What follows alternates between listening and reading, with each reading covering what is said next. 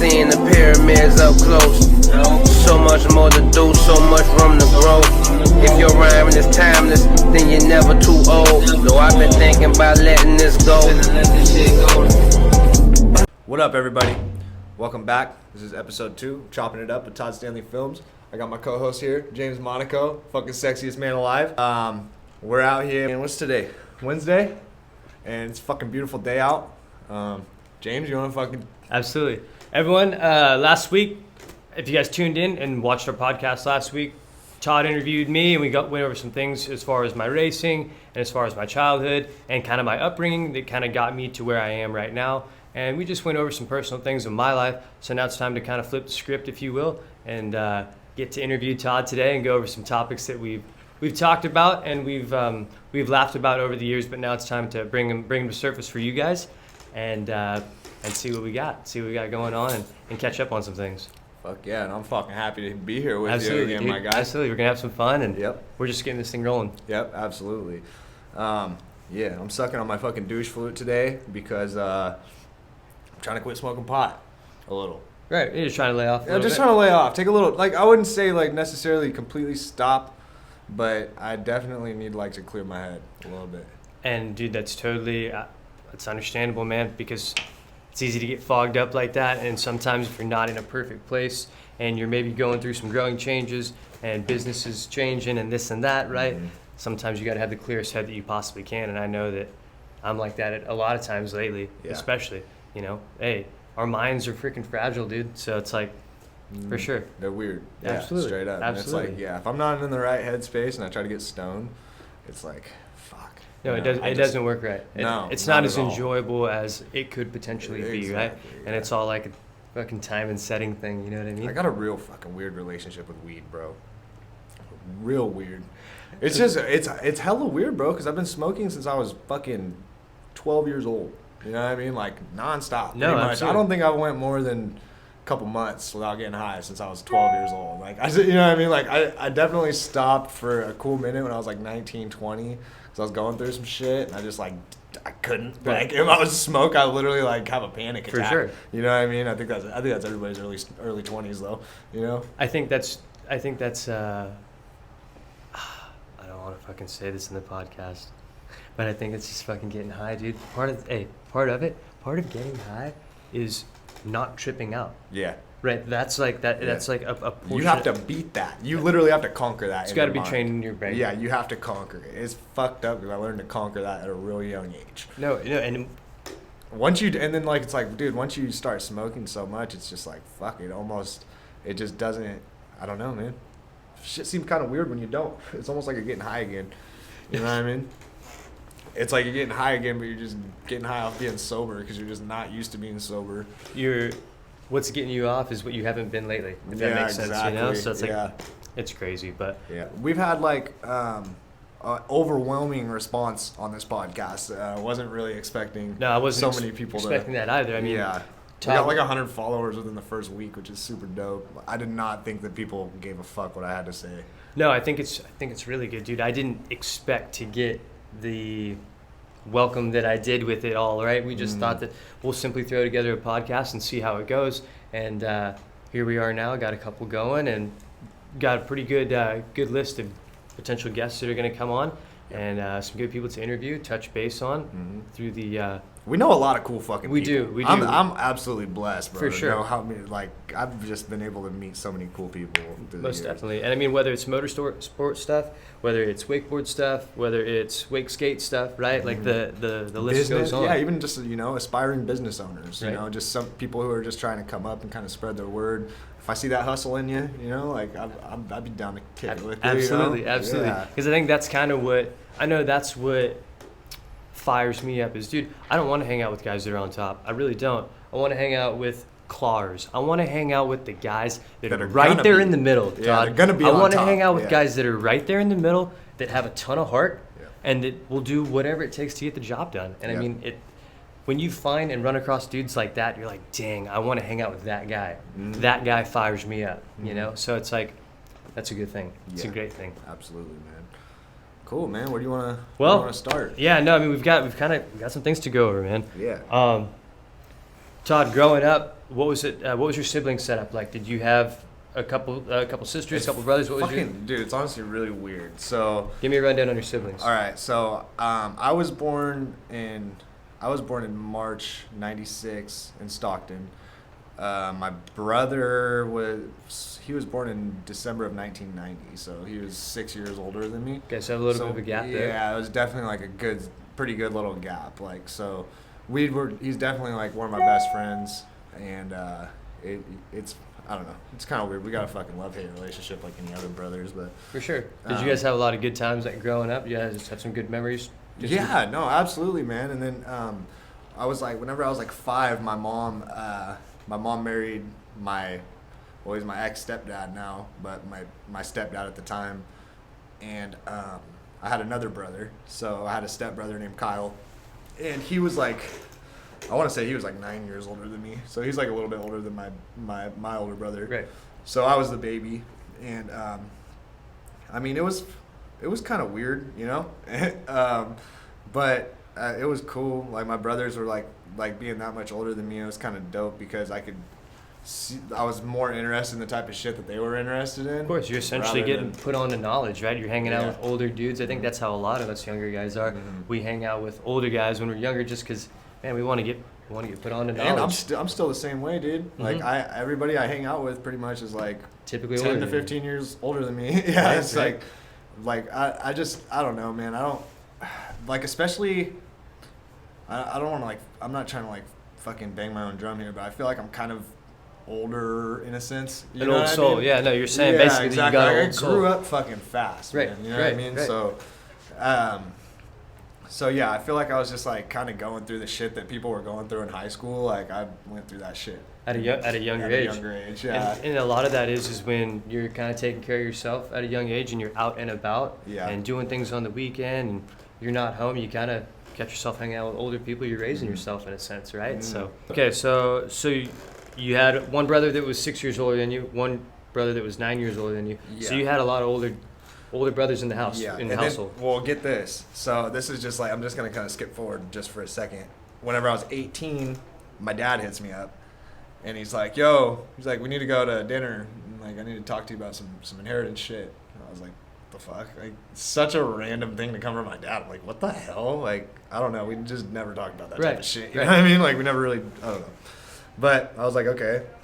So he's like, yeah, let's go to dinner at this casino and whoop-de-whoop. I was like, okay. So we went to Jackson Rancheria, and I pull up, and there's this lady there, and she has 3 kids, my bad. And, you know, I kind of pull up and start talking to him, and come to find out she's my sister, right? And you had no idea. no this. idea. This is kind of like a meeting that he sets up that you don't really know what I it's had all no about. idea what was going on. No. And yeah, I pulled up, and yeah, it was my sister and my 3 nephews, dude. And I had never met them, never really knew anything about them. Holy shit. It was really fucking weird, dude, because Yeah. my girlfriend at the time had actually known my sister before I met her.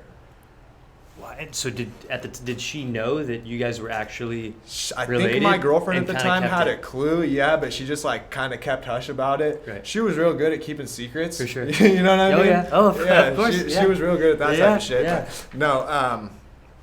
Anyway, she's so whenever I met Chrissy, I was just like, honestly, I was just fucking stoked, really. Of course. Yeah, Of course. yeah, I mean, you you've know. got family out there that you didn't even really know you had. Yeah, So and that's like another thing too, is like our family, we just we grew up, my parents separated whenever I was 2, so and it wasn't like the type of divorce where like, oh, you know, we're gonna fucking agree to disagree, and you know, we're gonna share the kids and this and that. Like, no, it was not just like that. ugly, shitty. Oh, it was fucking ugly, bro. Straight court. You know what I mean? I Right. grew up in a fucking courthouse. Right. Like, it fucking sucked. Like, and like, if anybody's watching this and you guys have kids and you and your partner are planning on going separate ways, I'm just gonna let you guys know right now, it's the most benefit to your kids would be stay fucking civil, work it out, don't get the fucking state involved, don't get the courts involved, because all it does is like I said, dude, I grew up way too fast. No, you know what I mean? and it really sucks the fun out of things. Like, Absolutely, at the time, man. You when think that- one parent, it's No. almost, it's fucked up, bro, because like the parents start conspiring against each other. Yeah. You know what I mean? And So- they know what they're doing. Oh, hell They know yeah, damn well dude. what they're doing. Absolutely, man. They They're know. both filling my head full of shit, Of man. I course. can't even say, I honestly, man, I love my mom and dad to death, don't get me wrong. But dude, they fucked up. No, big time. You know what I mean? For Like, sure. they fucked up big time. And I don't know whose fault it was, and I'm not going to sit here and fucking point fingers, man, because I saw a lot of shit from both ends growing up.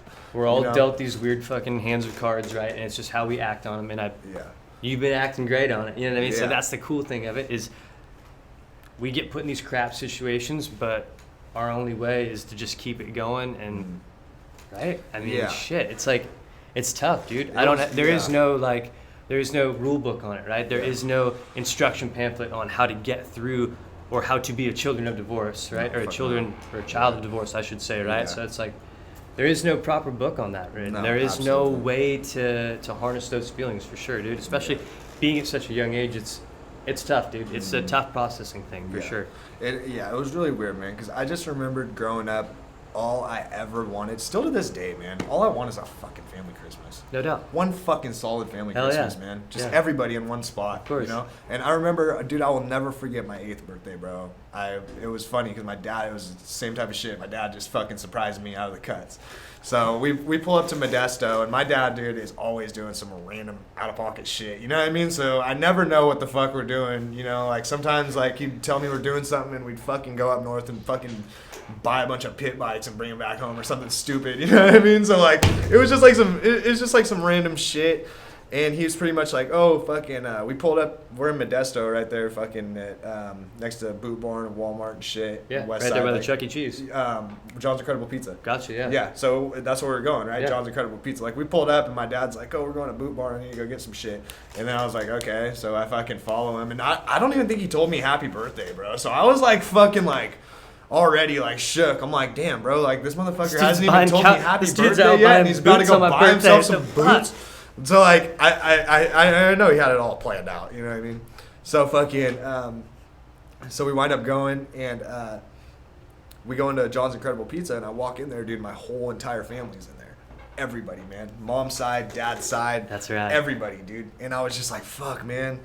Like, I swear, dude, that was the best birthday, and I think still to this day, I just fucking love John's Incredible Pizza because of that. Or Like, is it the indoor Ferris wheel that you're really fucking with? I mean, it was that little spinny cyclone. Hey, John. that cyclone will make you throw up, and They your had your that, vomit will be looking no, like. they had that fucking virtual roller coaster. Yeah. That was the real shit right there, but they took it out. I think that was fucking shaking people up a little too hard. Yeah, for real. That shit was nuts. That was super fun, though. The virtual roller coaster was badass, dude. The fucking tracks would stop. You'd just fucking jump off. Yeah, virtual roller coaster, man. It's one of the things too. It's like, dude, John's Incredible Pizza, 8 years old, dude. That's stuff that you don't really. Everyone's getting along, so at that moment in time, right? You're Oh, like, dude, man, everything dude. makes sense. Straight like peaches, bro. Yeah, I was everyone's like, kind of getting fuck. along. This is cool. This is you like that. You know what I mean? Yeah, Nick, if you needed to use your shop, bro, feel free, dude. Yeah, anytime, man. We heard that this is yours. We're just Yeah. we're just taking up space. Yeah, we breathing up your completely air. forgot to shout out Nick for letting us borrow his beautiful fucking shop Nick from today. Formula Print Co. I don't know really where to start. We go back with Nick quite a ways now, a few years back now. Steady and Nature. We've had a lot of fun. We've had a lot of fun. We've printed a lot of cool things. We've made a lot of cool stuff. Made a lot of good gear and got to flip some really cool things. And he's always been the type of guy to lend a hand when we're trying to get creative on a project or do something always, cool. man. right? That's what I love about this guy, dude. He's always the first person. Like, see that whiteboard right there? Exactly. Those are all my ideas. See? He just lets me come in here and fucking jot shit down. Exactly. You know what I mean? Like, he's awesome fucking guy right here. Yeah, he's a Thank great you, guy. Nick. Thank Shout you, out Nick. to you, Nick, if you're watching this shit. You're right here. You probably hear us, but still. Formula shout out Print to Co. Let's go. you. So, where the fuck Manteca are or we? Escalon, dude. So you spent Yeah, spent so a yeah, little bit of pretty your much- childhood in Manteca. You spent a little bit of your childhood in Escalon. Yeah. Kind of spread out between places. Born in Yeah. Stockton. Yeah. Where did you start really finding a solid friend group and really, I guess, Well, it was setting in? mostly so my dad. It was fucking weird, man, because we did like a lot of jumping around with my dad, at least. Whenever I was born, we lived in Manteca, and then we moved to Lathrop out to Haven Acres. Mhm. So I lived at Haven Acres from the time I was like 3 to the time I was probably, I don't know, 10, 11. Once middle school came around, my dad moved to Escalon to be closer to the school, and which that was sick as fuck too. Like I was super stoked on that because like at this point, like I grew up in Escalon going to school, so all my friends are in Escalon. Right. You know, so I'm like, all right, fuck yeah. So both of my parents live in Escalon. My mom lives out in the country. My dad lives in town. Oh, see, so like, yeah, shit's starting to fucking, you know what I mean? It's starting to fucking get cool. You know? That's a recipe for freaking a perfect storm right there. Exactly, man. And like at this point, you know, my parents, I'm not gonna say they're civil, but they were like, they were working with each other. You know what I mean? Like, okay, you know, like I was in hella trouble growing up because I was always fucking up in school. Like pretty much from the time I was in like kindergarten to like 4th grade, dude, straight A student, fucking, I was great in school. And then like, I don't know what the hell happened, dude. Like 6th grade came around and like, I just completely started fucking up. Like, I don't know, man. I really don't know why, but I just completely started fucking up. And from 6th grade all throughout high school, I just did not give two shits about school. And my dad, he obviously is like, dude, get C's. Right. You know what I mean? And I'm straight up failing everything. Like, you know what I mean? Like, I just go to class stoned out of my gore, first of all, since 7th grade. Like, going to school high as hell. You know what I mean? Like, that's what... You're on autopilot until freaking 3rd, 4th Straight period, up, dude. I swear. You're on autopilot, just seriously. I don't know how the hell I got away with it so many times. I never even got caught being high at school, which was crazy to me because I would fall asleep in class all the time and shit. Like, I don't understand how all that worked. So your dad's like, all right, Todd, we just need you to get C's. Yeah. As long as you're getting C's, you're getting degrees, and we're okay with that. Yeah, like get C's at least, you know. And I'm the type of motherfucker, I'll switch an F to a B on my report card. Oh, I was sick. just a shit. You're sick. I was a little shit, bro. I'd rip, dude, if I see my report card in the mail, that shit's getting ripped up and thrown in the sewer. Oh, yeah, no. Straight up. Like, I just wanted to hide. I would hide shit. I would lie. Constantly. You know what I mean? Like, I don't know, man. Like something I think I was missing. I don't know if I was. I'm not gonna say I was missing attention at home. I was just like getting the wrong kind of attention at one house. So that was essentially you lashing out, dude. Like it really was. That's you lashing out. Yeah, exactly. And like, and it was weird, man. Like, so the first, fucking 15 years were definitely like pretty weird. You know, they weren't normal. No, considering most of the people I've met, what the fuck is normal and anyway? It's really tough though when you've got buddies that have, maybe they come from a normal family, right? And you've got buddies that have two parents that get along perfectly fine, and you're like, I really don't know how that feels. Exactly. I don't know how that feels. I used to long for it, bro. Yeah, for sure. And I mean, like, so not to flip things, but like my parents never really got along growing up either that well. And as time has gone on, I had a couple different girlfriends, and I got close with their parents, and I'd be like, dang, so this is how it's supposed to be. Dude, so that's how it's supposed to be? The civil thing, like, oh, so you guys, okay, now I see how two people are not supposed to treat each other, right? Yeah, so it's exactly. Like, it just puts that in your brain for sure. So when you don't have that, you kind of long for it, dude. And sometimes you lash out, and we lash out in ways that we don't really know at the time, but in retrospect, when you look back, you're like, okay, dude, maybe that was me kind of like... It was, man. That's I was a little dick, honestly. Sure. I was just a punk, man. Constantly just fighting, getting into shit, you know. I was a shithead. I was a shithead. But so high school comes around. I start high school at Escalon High. Okay. Go there my freshman year. Failed everything pretty much. Almost got held back. Like barely. I don't know how I passed. Honestly, I really don't know how I passed because I did not give a shit. I don't even remember doing any homework in high school, bro. That's how bad it was. Like what were you doing? I mean, you were just on being autopilot a kid, mode. man. Just like, I was really just out like trying to have a good time and just trying to find some type of meaning. And I never found it in school. You know, like I don't know. I always thought school was just fucking dumb. Like every time I'd even try to comprehend what they're saying, I'm just like, why are they even teaching me this? You know, like I knew the basics, you know, like I'm fucking good at math and stuff like that. Like, and honestly, if I would have applied myself, bro, I would have been a fucking straight A student, 100%. And I know that for a fact, even me being stoned as fuck, you know what I mean? Like I know for sure if I would have applied myself, I would have done it, you know? But I just didn't. I couldn't find it, you know what I mean? I just couldn't find it in myself to want to. And sometimes it's like that, dude. Sometimes you can't, like, it's like, you know, I know what I need to be doing, right? You know what's right, or you know what you need to be doing, but it's hard. And you're kind of going through a stage where you're like, you're growing, you're hanging with different people. You're in between households, right? So you're like, Yeah, you're it's looking weird. for acceptance and love, and freaking just Fuck trying yeah. to essentially fit in and find yourself. Dude, you're at the Exactly. age of where you're finding yourself.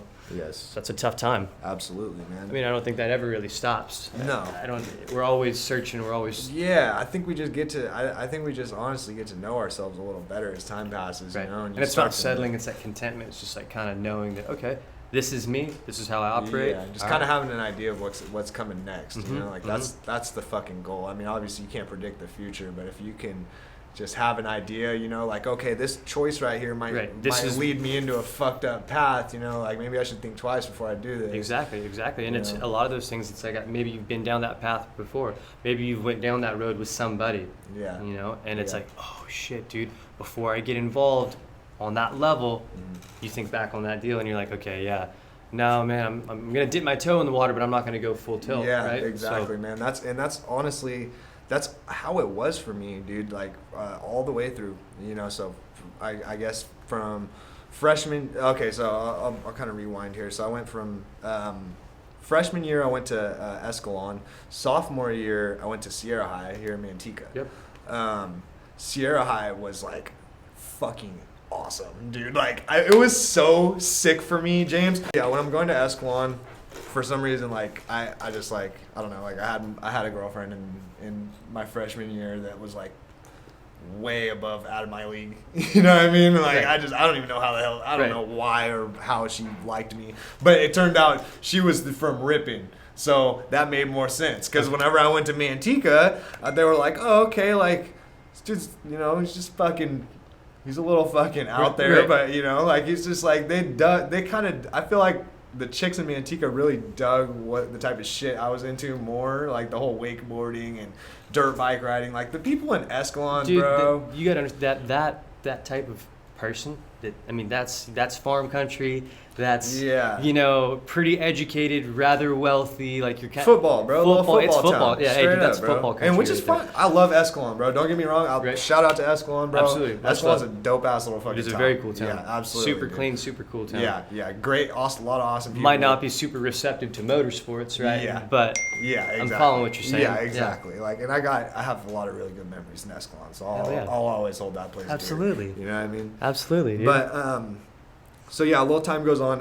Yeah, I start going to Manteca. You know, things start changing. You know, I'm starting to like fucking dip my dick a little, and you know, like you're experiencing things. Yeah, right? I'm experiencing things. Yeah, so it's like things are just like starting to change for me to where like, damn, I've never really like had people like look at me like this. You know, like whenever I went to Escalon, like one of my best friends growing up, he's like super popular dude, bro, and he went to school in Manteca at Sierra. So like, and he's like that's my cousin. You know what I mean? Like we grew up, and we were best friends, fucking from little kid. Blake, if you're watching this shit. So everybody's just like, oh, Blake's cousin's coming to Sierra, you know what I mean? So like people were hyped on me low key, bro. And you didn't even know these people yet. Yeah, They're just exactly. expecting this dude to show up. Exactly. And if I had any type of problems or anything with anybody, I'd just be like, yeah, bro, Blake's my cousin. And they'd be like, oh shit. For sure, bro. Blake's like this little 5-foot dude, bro, but he's cool as hell with everybody, bro. And he's just a little sap, bro. He's Right. a little stick of dynamite, knock you the fuck out. Hell yeah. You know what I mean? He's just- Someone you want to be friends with. yeah, Hell exactly. Type of dude you want to be friends with, Of dude. course. Little dude, gets a bunch of bitches, you know, like he's savage, bro. Absolute savage. So, I start going to Sierra. I meet a couple friends over there, Chris and Brad. So, a buddy named Chris Ayo, and then Brad Taji, and Josh Thomas, and Matt Minetti, and Stephen Gott. And I start hanging out with these guys like a lot. And these dudes they're the fucking Church Street of Manteca. Right. Straight up. Like these dudes are straight up sending their bicycles, sending their wakeboards. Don't care, bro. These dudes are driving their trucks down levees, fucking wakeboarding behind them. Like, Yeah. you know what I mean? Yeah, Just yeah. doing all types of Fuck yeah. stupid shit, bro. And I'm like, yes. I need to meet these dudes. I need to start hanging out with these fucking guys. These are my type of people. Of course. So, yeah, sophomore year comes around. I start kicking it with these dudes tough, right? My dad fucking loves them, dude. I'm fucking up in school, but my dad's still just like, you can go ahead and hang out Well, with to these kind of guys. fill our audience in too, your dad's pretty receptive of motorcycles, so Oh, you yeah. trail ride with your pops. Your dad also gets down on the water too, so Yeah. it's like And all my friends in Escalon, like, well, in his eyes at least, at that point, were considered fucking little punks because For sure. all we did was smoke pot. You know what I mean? Right, Like, right, we right. didn't do anything. All Nothing we did was productive, just for smoked sure. and hung out. He would much rather see me hanging out with people that are fucking out getting active Heck every yeah. single day No and doubt. smoking pot. You know what I mean? Like, Absolutely. you don't give a fuck. Right, right. He's just like, dude, like, don't be one of those. I think at the end of the day, my dad was just, he just didn't want me to be one of those fucking guys, bro. You know For what I mean? sure. He just didn't want me to be one of those guys that was He's just looking out for dependent you. on some bullshit. You Right, know? right. Yeah, and if I was dependent on something, then it'd be something like fucking dirt bikes or, you know what I mean? Just something that matters or something that's not going to fucking harm me, you know? Like mentally or, Right. I mean, physically, yeah. right, for it sure. hurt. But it's finding that hobby to where you can invest your time in it. Exactly, right? yeah. And just focus on that and Mhm. not really focus Keep me on out of trouble. It's in other spending your words. time in a positive way. right? Exactly, And it's yeah. just right? Yeah, for sure. So, yeah. I think that's why our dads would take us riding and not let us go to the skate park as much because they knew They what already would knew what was going yeah, on. at the they skate know park, what's going yeah. on at the skate park. Yeah, So they know it's what's like going down. that's why I think going and riding was I know it definitely kept me out of a lot of trouble, dude. So it's like I'm sure it did the same for you as well. Set alarm. 20 minutes from now. Yeah, absolutely. Yeah, so the whole, so yeah, that's sophomore year. Started hanging out with those guys a lot, and it's awesome, bro. We get into trouble all the time. We're fucking up, dude. One time, so this was honestly the dopest shit. And if I can find the video on YouTube, I'm gonna pull it up and put it in this video. But so it was the 2012 World Series, right? Giants. Yep, Giants versus the Tigers. I was And- at my buddy's house in Concord watching the game. I remember exactly where I was. Okay, it was popping in SF. Fucking rowdy. Okay, so listen to this. So my dad, I don't know how the fuck I got my dad to agree to this, dude, but my dad let me go that night. And it's a school night, right? And he lets me go. We go out that night, dude, and we fucking riot. Like when the World Series, I don't know if you saw the news. Oh, the no, next day. I saw, yeah. Yeah, bro. I was close. There's buses getting set on fire. Yeah. Fucking Cars getting flipped. we flipped a car. We got on the side of a car with a group of fucking 15 dudes and flipped a car over, dude. It was nuts. It was Bay was- absolutely nuts. The bay was going crazy. It was going crazy, right? This is my sophomore year, dude. So like, or no, this is my junior year. This was the next year. I wound up going back to school in Escalon, but I kept my ties close with these guys because I Right. fucking loved hanging So on the out with weekends them. you're hanging out with these dudes. Exactly. for sure. Yeah, I'm going back to Manteca at this point. Right. So I'm like, all right, the Escalon. Your Monday through Friday programs in Escalon and then pack out to Exactly. gotcha. Every weekend, gone. So, so yeah, that happens. That was absolutely crazy. So, so this is what happened. We ran up on the side of this car, and we get on the side of it. We flip it over. My buddy Brad is wearing like a backpack, and I just heard cops, so I just fucking ran. So I ran, and I get behind this big ass crowd of people, and I just like I'm looking over shoulders and shit, and the cop has Brad on the fucking curb. So I don't know what happened, but Brad got caught. Supposedly he got caught by his backpack, right? So the cop's just sitting there screaming at Brad, just being a dick, bro, just being a straight dick to Brad. And Brad's just sitting there, dude, 16-year-old kid, shirtless, little Asian fucker, he's all buff. And fucking, we're just sitting there just waiting, and the cop turns around for a second. Everybody's just yelling, run, run, run. So Brad's just like, fuck it, fucking gets up and takes off, dude. Yeah, middle of San Francisco, dude, just goes barreling down the street. And the crowd's chanting, run, run. Everyone that's in the streets everybody's is yelling, hyped. run. Yeah, they're hyped on him. I right? love it. Yeah, so he's running. Everybody starts cheering and shit. Like it's Yeah. it's fucking crazy. He dips, no cell phone, nothing. Pretty much just runs, right? And we're in the middle of San Francisco, dude. No shirt on. It's like 10 o'clock at night, dude. Booking BART it. closes in 2 hours. Yeah. And that's how we got there. Yeah, no, for sure. Yeah. The car is somewhere at the BART station in what? Pleasanton, Dublin? Gotcha. Yeah. Livermore. Livermore, Yeah, okay. Livermore. So you guys basically took BART from the farthest valley point, if you will, into the Bay Area. So you're the farthest away from BART. You're going for a full ride when you do get on that thing. Yeah, exactly. And of course, we were doing the whole fucking scan the ticket to fucking to Dublin, you know what I Of course. mean? And it's like, what, $4, dude? You just post up on BART and then jump over the emergency exit on the way out. You know what I mean? Like, nobody even bats an eye. No, yeah. So we were doing that type of shit. And we're out there. So, yeah, back to my story.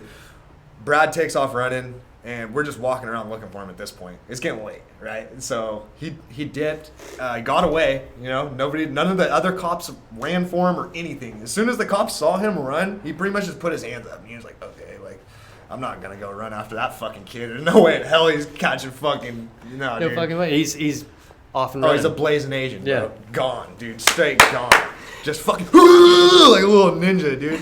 Said blazing Asian. Yeah, dude. And so we started going around. We're just like looking for this dude. Like we don't know what the hell to do. Really, You we're came like, with dude, him, he you might gotta be in go back with jail. him. So we're tripping, right? Like tripping. Like we can't go back without our homie. Right. So we're walking around, and dude, it had to have been like 11:30. Like it had to have been in that last 30 minutes of BART because we hopped on one of the last trains. But we're walking up a street, dude, and we just see this little dude walking down the street with his fucking hands in his pockets, looking down with the backpack on. And the backpack was the dead giveaway, and we're like, dude, that's him right there.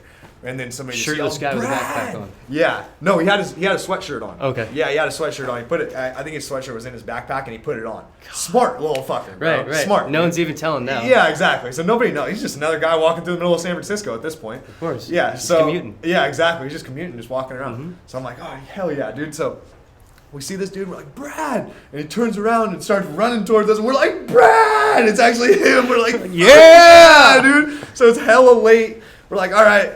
So we hop back on BART, and it's like, dude, it was probably like the last one or two trains. Like we got hella lucky. I had to tell the chick I got robbed Right. because I didn't have any money. No, sir. Yeah. And Holy yeah, shit. it was. I had told the chick on BART I got robbed. She was completely cool about it. She was like, "Oh, I'm sorry, honey." And like I didn't have a shirt on. I was like, "Yeah, they took my shirt They and took everything." everything, man. Yeah, they took everything from me. And then she was super nice. She's like, "Oh, you guys, come on, you're okay." So she let us back on BART, and we rolled back, and yeah, we came back to Livermore, and I was supposed to be home at like 10, I think. Yeah, we didn't wind up getting home till like 2 in the morning. School at 6. Yeah. My dad was not mad though, dude. I was like, holy shit. And then I remember watching the news the next day. And Was just it not going out. ridiculous? Dude, I remember I was just like, oh shit. I was just waiting for a video of me, bro. I was like, oh man. I hope, dude. Could you imagine? Yeah, no. Cameraman panned across Yeah. 6. Yeah, my dad, he's not like abusive or anything by any means, but he's definitely a stern motherfucker. You know what I mean? Yeah, He's fucking stern. So I was like, oh man, dude, I really hope some fucked up shit doesn't happen right now. That's all I need is for my dad to see some bullshit like that, right? So I got really lucky. He didn't see anything. I actually wound up telling him the story fucking later on. But Dad, you won't believe that. Remember that time you let me go? Yeah, I remember that time we went to San Francisco. Check this YouTube video Check out. this out. You see that little dude right there? That's me. It's absolutely ridiculous, dude. Oh my god. So yeah, I meet up with those dudes, and they pretty much changed my life. So they pretty much put you on to going out, getting active, doing things. Exactly. Everything I wanted to do, but I didn't have a group of homies. But you to didn't do it quite with. have the group. Exactly. Yeah. And dude, that's huge, man. You gotta have. Absolutely. You gotta have Dude, you can't just go and do it by your fucking self. It's pretty hard to do I that. mean, you can, Right. obviously, and whenever you do, it usually leads to you meeting fucking dope ass people that you It's a would have cool never outcome. known to begin with. Yeah, sure. exactly, and it's definitely worth it. Mm-hmm. And but I don't think if I wouldn't have met those guys, dude, I probably would have just fucking stayed in Escalon and fucking just smoked. See, that's the thing is, it's like those guys opened up a whole. Dude, they opened up your mind to so much stuff, right? They exposed you to so much stuff that you probably would have absolutely. never would have got to. Yeah, So no, you got out of your 100%. comfort zone, hanging out with these dudes. You got a good friend group, you know? Yeah, and it was they were awesome people, dude. It was hella cool because like Chris was like the kind of like the dad of the group. You know what I mean? course. Like he was like fucking like when we'd say some stupid off the wall shit that we're gonna go do, he'd be like, I don't know, dude. Like I don't know about that. Like probably shouldn't do. He's the all voice of that. reason, but he was the voice of reason. and you exactly. gotta have that. You gotta You have that voice of But reason. he still sent it, dude. Yeah. Like 100%. And yeah, full props to Chris, bro. He's still a super dope dude. I talk to him regularly. Brad, I still talk to regularly. We go wakeboarding, or he wakeboards more than I do. I wake skate, obviously, but yeah, we do a lot of wake skating together. Chris and I, we don't hang out as much. We have recently, and he's still just fucking awesome, dude. I love hanging out with him. Josh went off to the Army. Matt, I honestly could not tell you where the hell Matt went, dude. I don't know. I don't know what Matt did. I think he's doing good. I'm sure he's doing. He was always a really well-rounded kid, so I think he's doing very well. For sure. But I don't know exactly what he's doing. Josh, he went out to the Army, and he just travels all over the place. Every time I talk to that guy, he's got some crazy ass shit to tell me. So I don't see him that much, but whenever I do, he's definitely got some wild shit to tell me. And that's the beauty in that. Like, it's one of them friendships where you don't got to see these. You don't have to see these guys every day. No. Yeah. You're lucky to see them once a year, but when you do see them, it's nothing but love, right? Oh, absolutely, so bro. It's like we pick up right where we left right off where you every left time. Most definitely. Yeah. Those are the best kind of friendships. So yeah, absolutely. So I'd say between Manteca and Escalon, bro, Manteca. For sure. All the way, For sure. man. Like 100%. I met so many dope people. You're and closer to the Delta too, dude. Oh man. Closer to the water. Come on, man. Yeah. Come on. Yeah. 6 months out of the year, it's a freaking desert out here, so we got to be close to the water. Yeah. And then Escalon, on the other hand, I did my partying and shit out there. Of course. You know what I mean? And You kind of did your youthful dirt, if you will. Exactly, Right? Like you did yes. your youthful dirt Yep, out there, so yep, you yep. got that out of your system. Exactly, yeah. And then as far as like partying in Manteca, I did every now and then, but Right. like not that much. Right. You know, like You by that stage, you kind of matured enough to the point where you're like, all right, Yeah. kind of been there, got to experience that. I'm good. Like, yeah. Whenever I partied with my Escalon homies, it was always hella cool though, dude, because like I had a fucking good group of friends out there too that were just like, they were like I said, like everybody's pretty much older than me that I hang out with. Mm-hmm. So I was like rolling up to parties with fucking seniors and shit whenever I was like sophomore, freshman.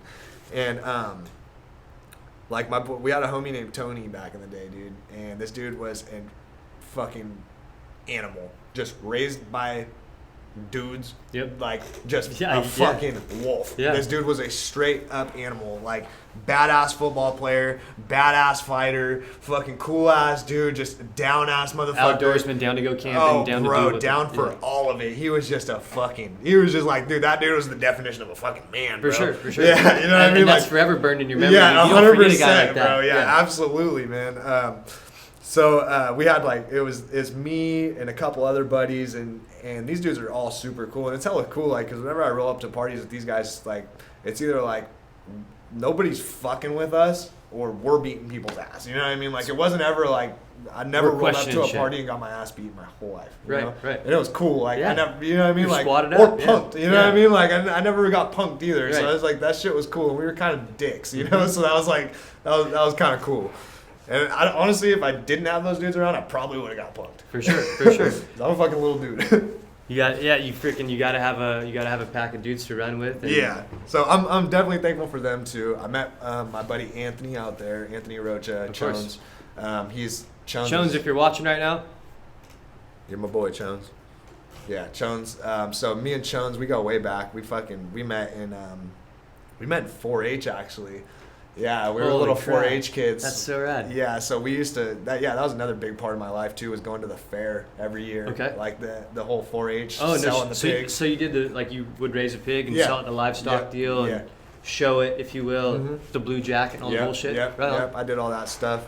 Super cool. It was cool. It was hella cool, man. I met a bunch of new friends, dude. Still people that I talk to this day. Right. Yeah, one of my best friends, Larissa, dude. I met her at the fair. And it's kind of like a different. You bump into different walks of life, right? You bump into farming people, All that- type of different people. right? Yeah. Super that aren't really. Dude, I met they- some. Yeah. They're not really Yeah. motorsports, or they're not really focused on. They're pretty wide spectrum. So by being in 4-H at that young age and being around other families and stuff, you get exposed to a lot of different lifestyles, right? Yeah, absolutely, dude. It was fucking cool. I liked it a lot, and I got to meet a bunch of new girls and stuff like that. You know, what's course. cooler than that? Whenever you're a fucking kid growing up, you know, it's just like meeting A all hot types- FFA chick with a nice Dude, ass. 4-H camp Right. was the shit growing up. Like, God, dude, that shit was so much fun, man. I remember they used to have like a dance every night. Of course. And like, it was just always, they had like some arts and crafts going and Yeah, shit. It was yeah, just yeah. always something cool going on at 4-H camp, man. It was just hella, the only whack part was they wouldn't allow skateboards. Right. That was the only whack part. And you know, it's funny. It's like if a kid nowadays was to say that, they would be like, "Shit, bring the skateboard. Are you sure? Come on, shoot, we'd love." Yeah, we'd we love- got 10 Yeah, we got skateboards. 10 skateboards actually. Yeah, exactly. So- We're in a mini ramp. Right. Yeah. No, Well, that's and yeah. it's those experiences that, like I said, you meet people and you see people in 4-H that like just opens your eyes to stuff at such a young age too. You're like, all right. Oh yeah, bro. Yeah. Same You're like, type of wow. shit too, man. I was always just Damn. like trying to kick it with the older, the fucking the junior counselors Of and course, shit. Like of I course. wasn't ever trying to kick it with my own people, and I think that they found it annoying because like, dude, there's just a little Like, kid just. dude, kick it with kids your own age. Yeah, What the go hell are hang you out with doing? somebody your own age, you know. But I'm like, no, fuck that. My older brother's your guys' age. I'm gonna hang out with you guys. Yeah, so like, what are you guys about to do? Yeah, for real. Like, dude, I was that kid, dude. I was that kid so fucking hard. But it makes, I think, being that kid makes for a great future because it's like, You get put on, bro. Because there's always a couple dudes out of that group who are like, yeah, bro, you can kick it. Like, Absolutely. come through, little homie. You know? Absolutely. I'm that dude now. no, for You sure. know And what I mean? I like to think of myself as kind of that dude too Yeah. because the thing is, it's like, man, without having older dudes in my life, just like how you had older dudes in your life, I wouldn't be where I'm at. Yeah. Just point blank period, I got put on a knowledge, and I got some great connections along bro. the way. Yeah, so it's straight like game. that's crucial to learn that. Yeah. It's big. Wisdom, bro. Dude, it's wisdom, big. dude. You're not gonna meet somebody with as much wisdom as somebody that's been on this earth longer than you have. It's simple. It's simple because for them to have that wisdom, they probably made those mistakes that you're about to make. Exactly. So really, the way I look at it is when someone like older like that is giving me a piece of advice, it's like, fuck, dude. Sometimes Maybe they're trying to save you some time, Todd. Yeah, exactly. Maybe this dude is actually Yep. trying to save me some time. Yep. Even So- this day and age. Most definitely. So like I'm always like, especially lately, like I've just been with everything open ears, dude. Super open to whatever I can be. But yeah, it was dope. Definitely it was cool being able to be accepted by those few older people that Oh, most would. definitely. You know Most what I mean? definitely, Like, yeah. That was fucking awesome.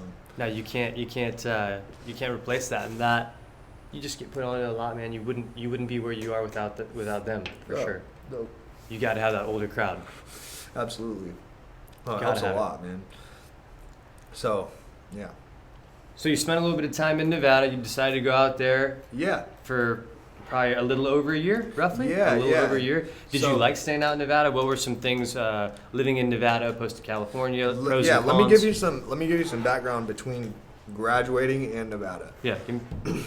because that was a really crucial time for me. Like, So from graduation to you going to Nevada. so pretty much actually right before graduation. So, whenever I was sophomore, I pretty much got kicked out of Sierra. They told me, you're going to the continuation school. You're not coming back to the Sierra. And I was like, okay, well, fuck you guys. I'm gonna go to the continuation in Escalon then, because they only have school from 9:30 to 1:30, and fuck you guys. And there's only like 30 kids at that school and 2 teachers, you know. So like there was only a really small group of fuck ups in Escalon. And your dad's still living in Escalon at the time. No, my dad actually moved back to Turtle Beach whenever Okay. I was in like 7th grade. That was another thing I forgot to mention. Yeah, when did your dad move out to where he's at right now? So whenever I was in 7th grade. I was either in 7th or 8th grade, one of the two. My dad pretty much moved out there because, well, what he says is he moved out there because like he wanted me to be closer to my friends and he wanted to be a part of my school That's life cool. and that type of shit. Of Which course. was, dude, my dad, dude, looking back on it, Doing dad things, bro, right? That's what a dad he was would the do. shit, man. For He was sure. the fucking shit, dude. As much as we fucking butted heads growing up, my dad was the shit. He always wanted what was in my best interest. Of course. Yeah, I go back to this school and I link up with my homies back from Escalon again, and I'm fucking same shit, just hanging out in Escalon, just doing the shits. Mm-hmm. I'd go back to Manteca every now and then, go hang out with Chris and Brad and all those dudes, but I'm getting sucked back in. You know what I mean? Into the whole of hanging out in Escalon on your days off, on your time off. Smoking pot. Just, Going and visiting family, spending time in Escalon. Yeah, yeah, exactly. it turns into I'm following. Yeah, so Escalon, I'm just like, I'm kind of just getting sucked into a hole at this point. So I'm like, all right, I need to just like take this shit kind of seriously, graduate, get my fucking credentials for graduation at least and make my parents happy, because that's all they wanted from me, bro. Right. That's all they wanted. They just wanted me to fucking graduate. So I was like, all right, I'm going to buckle down. So I start school out there and I meet Mikey. And fucking, dude. So Mikey, man, absolutely. The experiences and everything that happened with Mikey just molded me, bro. Right. You know what I mean? Right. So you guys are going to continuation school? Yeah, we're going to together. a continuation school. He's from Oakdale, right? Oakdale and Escalon, bro, we got that major funk. Oh, you know for what sure, I mean? for It's sure. always like Frankenheimer, we're fucking fighting. Right. Straight up. Hell We're yeah. fighting with Yeah, Oakdale. yeah. And it was like it was just always some bullshit, you know what I mean? So like this kid comes from Oakdale. Me and my homie Ben, we're big into partying at that point, you know what I mean? Like in Escalon and shit like that. And we're kind of clicked up, and it's like, all right, you know, like what's up, bro? You from Oakdale? Fuck you, you know what I mean? Like we start talking shit to him as soon as we meet him because he's from Oakdale, and he laughs along with it, you know what I mean? And he's like, oh yeah, you know what I mean? Like fucking, and the next thing you know, dude, you know, a couple weeks goes by, we're fucking kicking it with him every single day, right? This dude, Mikey. How far does he live from where you're living at the time? He lives right across the street from the high school. Oh, so yeah, so he's just like right there, dude. On. We're fucking, we're kicking it all the time, you know. So like Mikey's got his license, so he turned 18 before all of us, yeah. So you guys are all rolling around in his rig? In the single cab Ranger, bro. All three of us, yeah. Me, Ben, and Mikey just mobbing out everywhere. And every party, dude, that we could possibly go to, fucking we were there. Dude, isn't it crazy when you're like 16, 17, you got a Ford Ranger, like, dude... That's all you need, homie. Dude, that's all you fucking need, bro. And a quarter tank of gas, yeah, homie. bro. $5. Dude, $5 on a Ford Ranger, swear. bro. You fucking dial. You're having a good used weekend. dirt bike. Yeah, you're asking for a good time. Straight up. So you and Mike, you're hanging out all the time. Yeah. He's close by the high school. Yeah, he's close. He's into the same type of shit, dude. He's into dirt bikes. Right. You know what I mean? Like same type of being an fuckery. outdoorsy guy, going camping, exactly, doing fun man. stuff. And at like the that. end of the day, man, when me and Mikey would sit down, bro, it would always be like a whenever we would sit down, it's always, you know, like talk planning. You know what I mean? We'd be planning. What are we gonna do? You know, how the hell are we gonna get out of this? Like what he always wanted to do powder coating. That was his shit. He wanted to start powder coating with his brother, Marcio. Of course. And Marcio's an absolute badass. I'm sure you know who Marcio is, but for people who don't know who Marcio Leal is, he's like a super talented suspension guy. He does well-known truck builder here in the valley. Well, very I'd very say well in known. America. In very United well States, known. for sure. Yeah. So Marcio, he's a big deal. You know what I mean? So his opinion really matters to Mikey, and it really matters to me because it matters to Mikey. Of course. You know what I mean? Of So course. like that type of shit, just like. But so anyway, Mikey. So he's living with his parents for a while. He moves in with Marcio. He's living with Marcio for a while. I think Mikey and Marcio were bumping heads a little bit because Marcio was like growing his family and stuff. So like him being there, and shit, you know, like I can understand. You know, there was probably the lifestyle that's led by Mikey is a little bit different than Marcio at that time. They're just bumping at that heads. time, exactly. Yeah, you know, I'm sure Marcio back in the day had his days, you know what I mean? But he was trying to teach us, like, nah, bro, like, fuck that shit. Right. You know, you shouldn't be doing the type of shit you're doing. Right. I understand now. You know what I mean? Like we talked about, he's almost trying to save us a step in a way, He was, right? bro. Yeah. I think he did it in kind of a weird way. For sure. You know what I mean? For sure. And I think everybody has their different ways of communicating. You know what I mean? And that just happened to be his. Exactly. And it was just, so yeah. Anyway, Mikey moves back in with his parents, and we're kicking it all the time, fucking hanging out. We go to Valley Springs, hang out with his cousins and stuff all the time. Mikey's got a super big family, and they're all just awesome people. Like, they're just, every single one of them, dude. I can't say and can't find anything negative about any of them. Of course. Honestly, I mean, they're you just guys go fucking pretty awesome people. You guys go pretty far back, and you know them all real well. Yeah, so exactly. It's like, I got to, and then they know you. Yeah, exactly. So we're heading out to Valley Springs all the time. We're fucking kicking it. You know, he's our boy. Right, You know, of course. And it was you know, we were kicking it with him for probably like 6 months or so, and he gets a dirt bike. And he's like, fucking, once he gets a dirt bike, it's on, you know. He's always just trying to go ride. And I'm just like, dude, just wait till I turn 18. I'm going to get a settlement. And I'm going to buy a bike. Like, we're going to be fucking out, bro. Just wait. And yeah, that's all the kid wanted to do was ride his fucking dirt bike all the time. Like just load up and ride all the time. Yeah, after he got the dirt bike, bro, the partying just stopped. Everything else just completely stopped. He was just like, fucking, I'm just going to ride straight up. And that's the beauty, honestly, Todd, that's the beauty of motorcycles. Exactly, like, dude. When we say it kept us out of shit, I can say it definitely kept me out of some shit. That's a pure example right there of what you're saying. You know? Absolutely. So, some time goes on. We're kicking it with Mikey, you know, just making so many fucking awesome memories in a short amount of time. You know what I mean?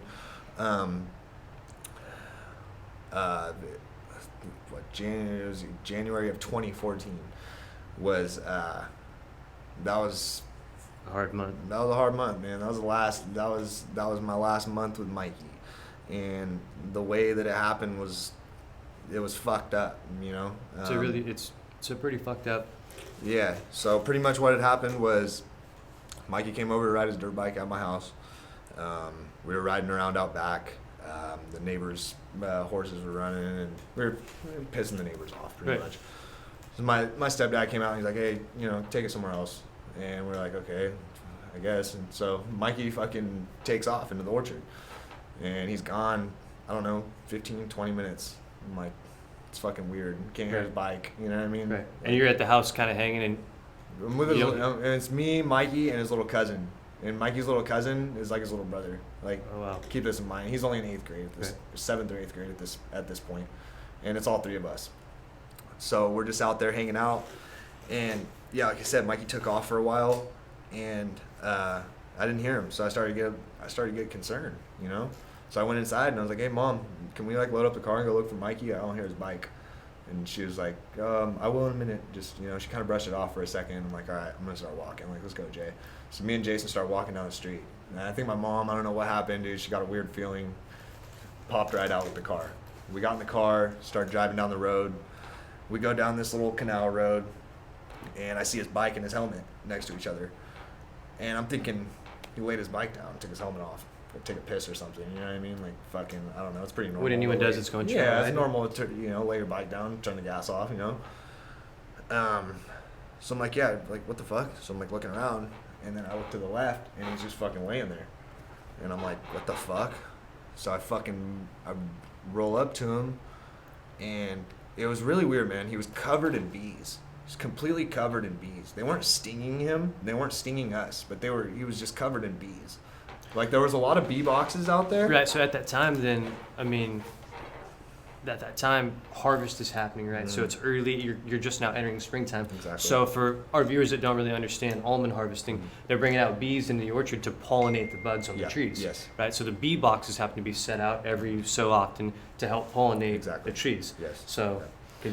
Yeah, so, there's bee boxes around. He's covered in bees, and usually if we go out there next to the bee boxes, we're getting fucking stung. Of course. You know what I mean? Of course, that's just, we're stay away from the bee boxes. Stay away zone, yeah. Yeah. So I get a little closer, and I realize that, that it's bad, It's just very bad. It's very bad, yeah. And, what had happened was he was coming in real hot. And he was at our little kick it spot. Mm-hmm. And this spot, dude, we were there all the time. That was our little spot. We'd go there and hang out, do donuts, you know what I mean? It was just right by my house, kind of out of the way in the middle of an orchard, just out kind of a dirt. The cuts a little. Yeah, just a dirt pad. Just a dirt pad in the middle of nowhere. Well, apparently the farmers are getting pissed off that we were over there, and we didn't know. And they put a fucking cable up. So it was just it was probably I don't know, 3-4 inch thick steel pipe stuffed into the ground full of concrete, right? All the way through. So the fuckers, it's heavy. It's tough. This is really, it's fucking strong shit. And then there's a fucking, about a half-inch cable, yeah, going all the way across it from one concrete pole to the other, yeah. Exactly. It just in the middle of this road, right? Just in the dirt road.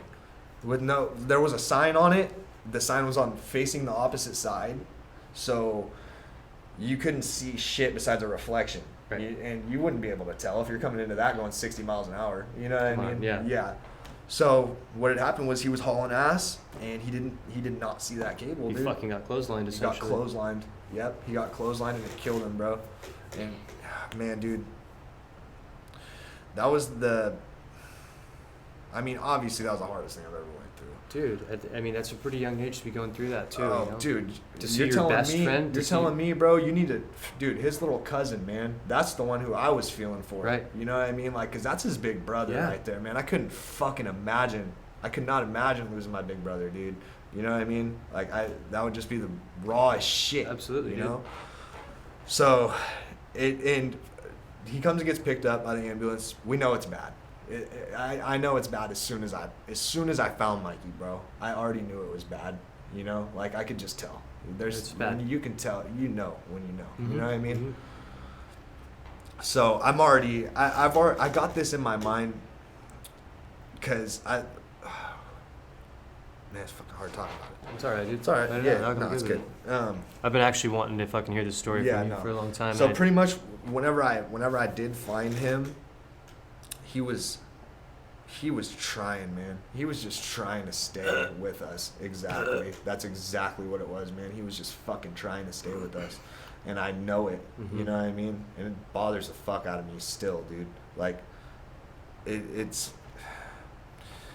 fucked up, man. And it was seeing that shit, especially firsthand. It was raw, man. It was fucking heavy. That shit was fucking heavy, bro. Mm-hmm. At 17 years old, dude, when you're just like, just starting to like kind of see what life's about and shit, you know, and then you get hit with that. You see it happen to people around you, but why would it happen to my circle? Exactly. Why would it happen to my squad? Exactly. Yeah. Right? Yeah. Like, why? Yeah. And, you know, and so anyway, so I find Mikey, the ambulance takes him to the hospital. We go to the hospital and we're praying at this point, you know, just praying. He's in the ICU. His whole family's there. And I'll never forget, man. His sister walked out of the room and just fell. It just fell down and just broke down. And whenever she did that, dude, I already knew what was going on at that point. Yeah. So I was just like, This is what I fucked. mean? This is fucked up. Dude, and it just, fuck, man. I can't even explain how much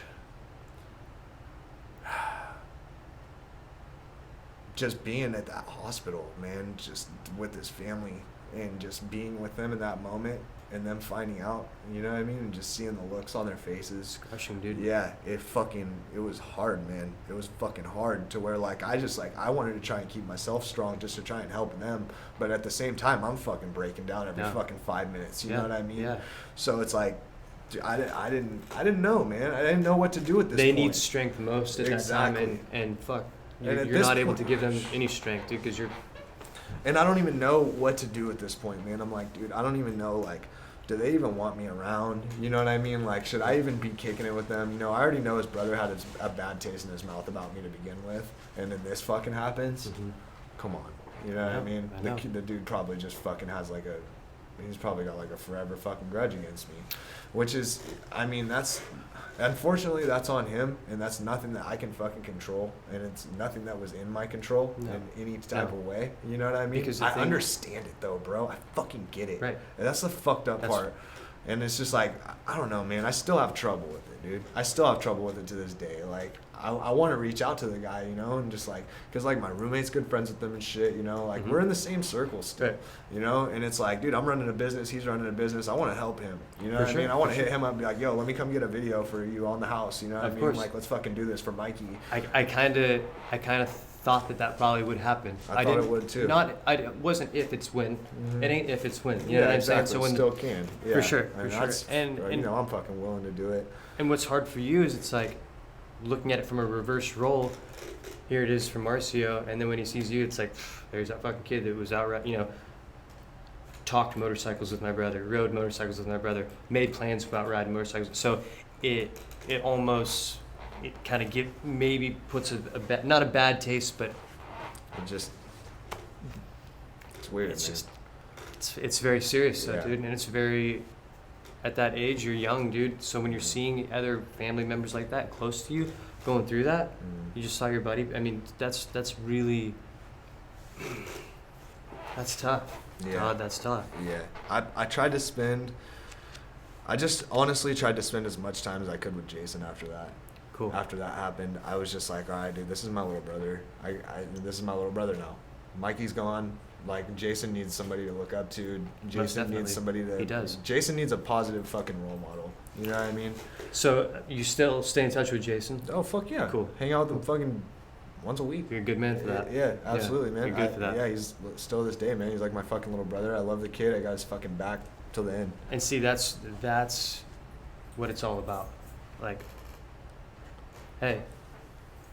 We got Michael dealt some passed. fucking weird. We got dealt some fucking weird cards. Yeah, we got dealt some fucking weird cards, man. But you just keep it going, dude. Yeah, and exactly. the thing is Michael would want you to be there for. Yeah, for that's Jason, exactly the way that I look at it too. Like, I just like I'm the type, like, when it comes to Jason, man, like, he's like I'd go to jail for that kid. For sure. You know what I mean? For sure. Like, I for real, like, I would fucking go to jail for the kid. Like, Most definitely. I love him. Like, he's my brother, and I don't think I would have ever got on a level with anybody like that. Right, You know what I right. mean? Like, And by going But- through something like that, dude, it bro, brings you on a whole so, oh my god, man, way it brings you closer. so much closer to people, dude. Like, and dude, just like, especially, and pretty much just after that, you know, like, moving on from that, that was a horrible time. That was a horrible time in my life. I turned 18 shortly after. I was in a car wreck with my grandma whenever I was 8 on Van Allen and Mariposa. We got T-boned by a diesel truck, and it took my side, and I pretty much like fucked the whole right side of my body up. Just broken bones, and just I was fucked up. I was in a wheelchair for a few months, Oh, wow. fucking 8 years old. Holy shit. Yeah. So my dad fucking jumped through a bunch of hoops, fucking, and got me a settlement, right? When I turned 18. So I got this settlement, turned 18, had $18,000, right? So I'm just like, dude, I'm 18, I'm fucking hurting. You know what I mean? I just lost one of my best friends. Right. It was weird, man. I was in a weird mindset when I got that money. You know what I What mean? is it, I was any just trick? like, oh, this ain't shit, bro. Right. This ain't shit. Right. You know? This is just fucking, dude. This I is might be fucking gone money. tomorrow, dude. Fuck it. You Well, know what I mean? When you have something like that happen in your life, you know what I mean, with Michael, like, it makes you view things way different, you don't right? think about tomorrow. You don't fucking Because we're think living about for tomorrow. now, dude. We're living Exactly. for right now. We're living for this moment right now. Exactly. Because, okay, on a side note, before I got paralyzed, my buddies would always give me shit about putting $20 in my gas tank, right? Yeah. I'm the $20 guy, right? Yeah. I'm the never over a half tank kind of Yeah, guy. same here. Might not be here tomorrow. That was always like my going joke is, might not be here tomorrow to burn the rest of that gas. That's why I put in 20 a day. I never thought of it like that, James. I know it's kind of dumb, right? It's kind of I dumb, but never thought of it like that, man. And I think that's why I do the same thing. it's just, That's so crazy. it's weird, dude. It's a weird concept, and it's kind of shitty to think that way. But dude, hey, it's very true. There's a lot of meaning behind that, Absolutely. you know. So, You turn 18. Yeah, I you turned 18, You I get get a pretty solid settlement. Yeah, it I kind get of a- sets you up with some potentially good toys to kind of keep you out of trouble. exactly. So that it was a fucking blessing, man. I got that money, and first thing I did was went out and bought the fucking closest fucking YZ250F I could find. Yep, yep. And fucking Didn't wait, no patience. Quick. I hell want it no. now. I'll pick it I up should've had it right now. I got yesterday. the cash right here. Let's go. Let's do it. So I picked that thing up. I go and pick up a KLX 110, and I just fucking start riding, dude. You know what I mean? I'm just like, fuck it. I'm just gonna go ride all the time, see who I can meet, and just start linking up. And then next thing I know, I just start linking up with all these people from Manteca that I never even knew rode. Right. And then they're like, they got a piece of property out in such and such. You So know. next thing you know, and you're like, pulling up. Yeah, bro. Next thing I know, leads to I'm this pulling up. beautiful. It leads to something beautiful. doesn't Yeah, it? yeah. And it's crazy that something as tragic and as heart-wrenching as Mikey can lead to such beauty, right? Exactly. Simply because you're living up to all those things that you promised him, right? All those plans that you guys made, Still to this day, bro. still doing it. Still this You know what fucking I mean? day, Still bro. making shit happen. Yeah, still to So this that's day. the beauty of that, Yep. dude. So so I buy those bikes, start riding nonstop. Like I said, I start hanging out with a buddy of mine named Michael Sifos, and he's fucking just a orchard kid. You know what I mean? Yeah, Just yeah. like you guys, Hell yeah. just not as much into racing. Right, You know what I right. mean? Super cool kid. Of course. And so he's like, oh yeah, let's go ride. And we start riding quite a bit, dude. And then one day he's like, oh yeah, let's go to Carnegie. I'm like, all right, yeah, let's go. So we roll up to Carnegie, and we pull up, and I fucking roll up on these fucking kids, dude. One of them's a curly-haired fuck. The other one's just this fucking tall-looking fucking little gangbanger-looking kid, dude. And then fucking, I'm just like, who the fuck? I'm like, who are these fucking guys, man? And VRK, Mike, VRK, Ant. no, that was Joey. Oh shit! I don't think I met Ant until afterwards. So this is I think it was just Mike Mike and and Joey Joey. outro Yeah, riding I think Carnegie. it was just Mike and Joey. Possibly P. It could have been. I think P might have been out there too. I can't remember. But so yeah, I pull up to these guys and we start bullshitting. And within 5 minutes, I'm just like, dude, we're going on a ride. Right. Like I gotta get to know you guys a little bit. Of course. So they're like, oh, you know where Rattlesnake Rock is? That's our smoke spot. I'm like, oh, no shit, that's my smoke spot. And like, fucking, yeah, I know where Rattlesnake's at. Like, let's go. So we pull up, we go up there, fucking burn it, hang out, you know. We start talking. And then, man, after that, dude, we linked up, exchanged numbers, and then next thing you know, dude, I got a fucking group of homies, bro. And I got a solid ass group of riding homies out here that are just down for it. Isn't that like the beauty of motorcycles, dude? Dude, it like was we talked so about sick, in the last man. one. When it's like, and bro, it's crazy because like I start linking up with these kids that I went to Sierra with, right? You know what I mean? Uh-huh. And it's just like it's beautiful, dude. Like you said, it's fucking beautiful, man. And it's like simply a motorcycle can bring all these good people into your life. Like, yeah, exactly. How could that be so? Well, it's very well so, right? Like it's definitely a real thing. Yeah. So it was fucking sick, man. I loved every minute of VRK, dude. Oh, of course. I still to this day, man, I wish that everybody would have just like not taken life so seriously. You know what I mean? Mm-hmm. I wish everybody would have just not taken life so seriously and just said, fuck it, dude. Let's just like give this shit a chance until we're 30. You know what I mean? No, and like, because fuck, I'm having a brain fart.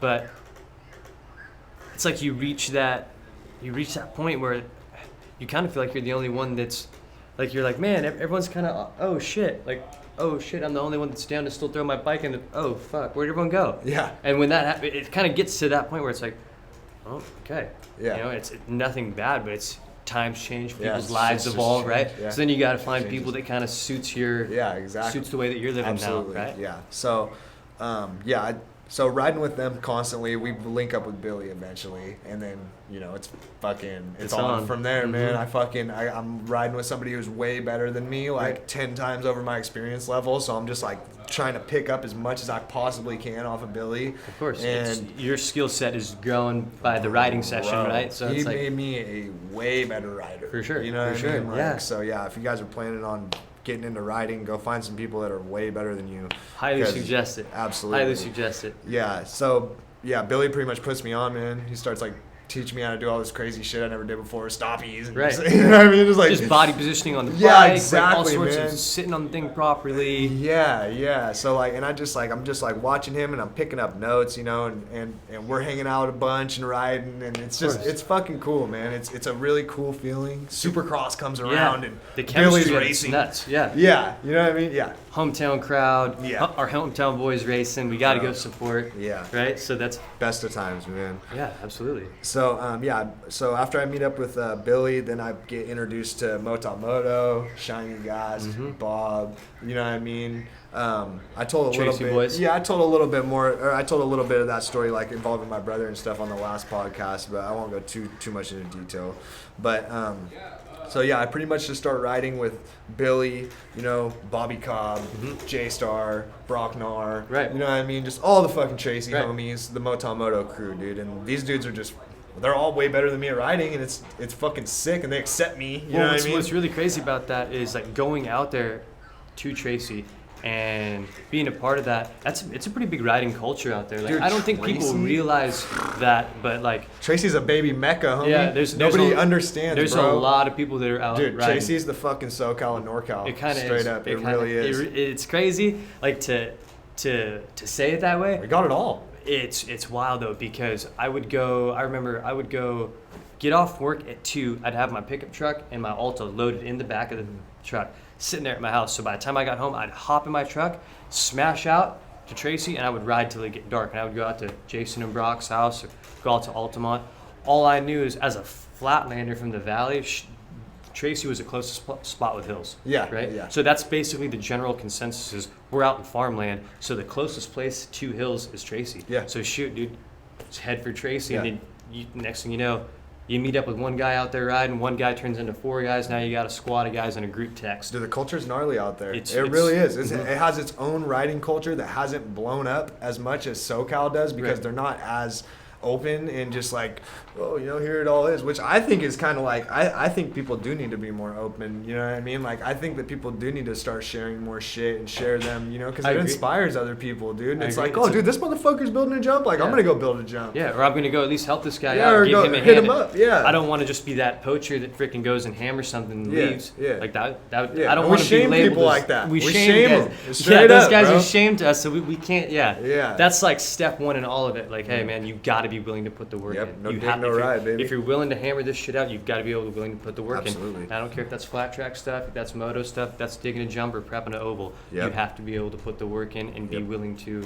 Help, dude. Yep. You have to be able to help if you Yeah. want in on some Can't of be that fun. standing around, bro. No way. Yeah.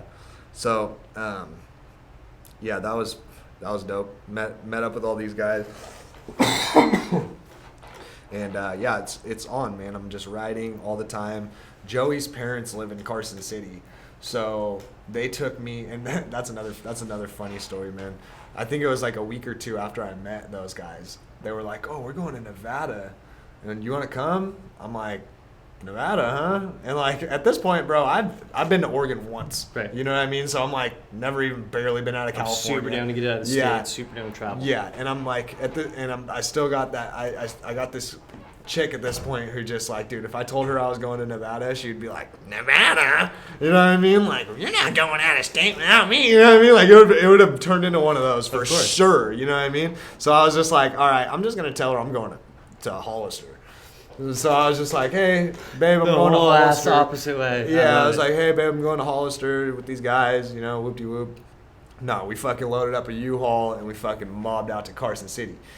That's U-Haul van full of bikes and just smashed Well, out. no, Joey was moving back to Manteca from Carson at that point. So we were moving a bunch of his shit.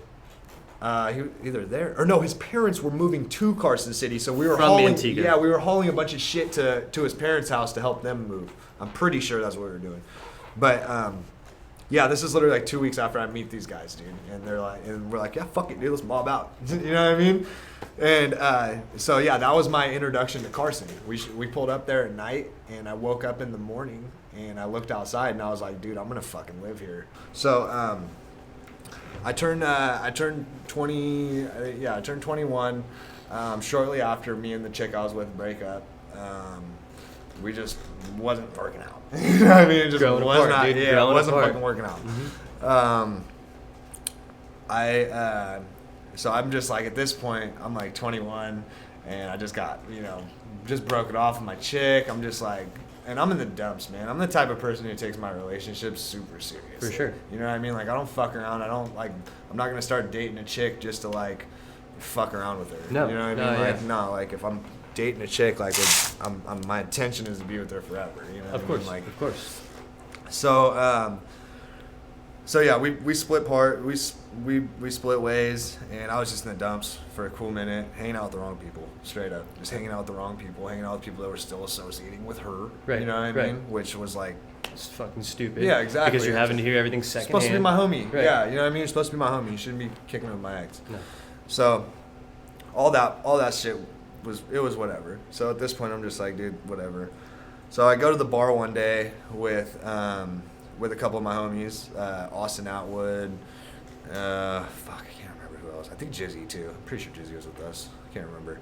But we were at Ligorio's, which is just a little fucking hole in the wall bar, straight shithole on the corner of Highway 4 in Escalon Below, just in Farmington, which is a town of, I think, a population of like 1,000. If that. Yeah, if that. Like, yeah, probably A triple digits. small 9-hole golf course out in the middle of freaking nowhere. Nowhere, yeah. I think they have a Overgrown as Circle hell. K now, right? Yeah, they got a Circle Yeah, K. yeah. Crispy, crunchy chicken. They do. They Yeah, do. The taco truck stops by there every now and then. It's a hot commodity. For sure. But so I'm there and pretty much there to drink my pain away. For You know sure, what I mean? yeah. I'm just there drinking, and just there to hang out and just like see what this whole bar thing's all about. You know, Right. because all my homies are doing it. And I'm just Right. like, fuck it. You I'm know, down, I'll try yeah. it. And so the cook walks up, dude. Super cute, blonde chick, and she starts talking to Austin. Austin knows her because Austin used to date her neighbor. Okay. And so they're talking to each other and shit. Austin's like, oh yeah, and, I know her and this and that, and like she walks away, and I think I texted Austin, and I was like, bro, who is that? Yeah, I got to know. Yeah, her. I was like, I need to know I this got girl. to know Like, her. who is she? And he pretty much told me who she was, and I was like, all right, dude. I was like such chicken shit, and I was just so like in my feelings at that point, and just like hurt, you know what I mean? And just like I was just like, I think my shoulder. I was like right after my surgery too, so my shoulder was fucked up. I couldn't ride, you know what I mean? So I was just like, it was bad, bro.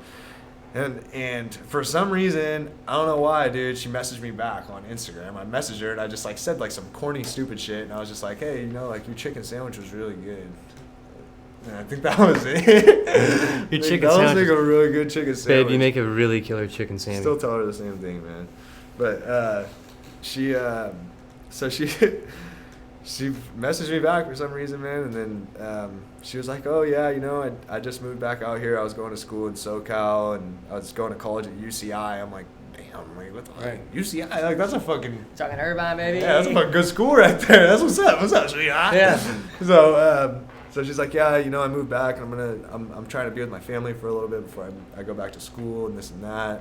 I'm like, oh, that's cool. You know, we should hang out sometime. And she's like, yeah, for sure. So we hung out a little bit, and I think we just like kicked it like the first few times. Like, I'm pretty sure I held her hand or something like the first time we hung out, but I didn't even kiss her until like we went to the casino one day, and then I was just like, you know what, dude, this is a date. I got like, this is a date this time. Exactly. You know what I mean? So I made it happen at the casino, and then after that, bro, we never really made anything official. Still to this day, she's obviously my woman, but yeah, dude, we just started fucking with each other super tough, and then I kind of moved myself into her house. She was living above that little bar in like a little attic area. She was paying like $300, but her stepmom and her little brother were living downstairs.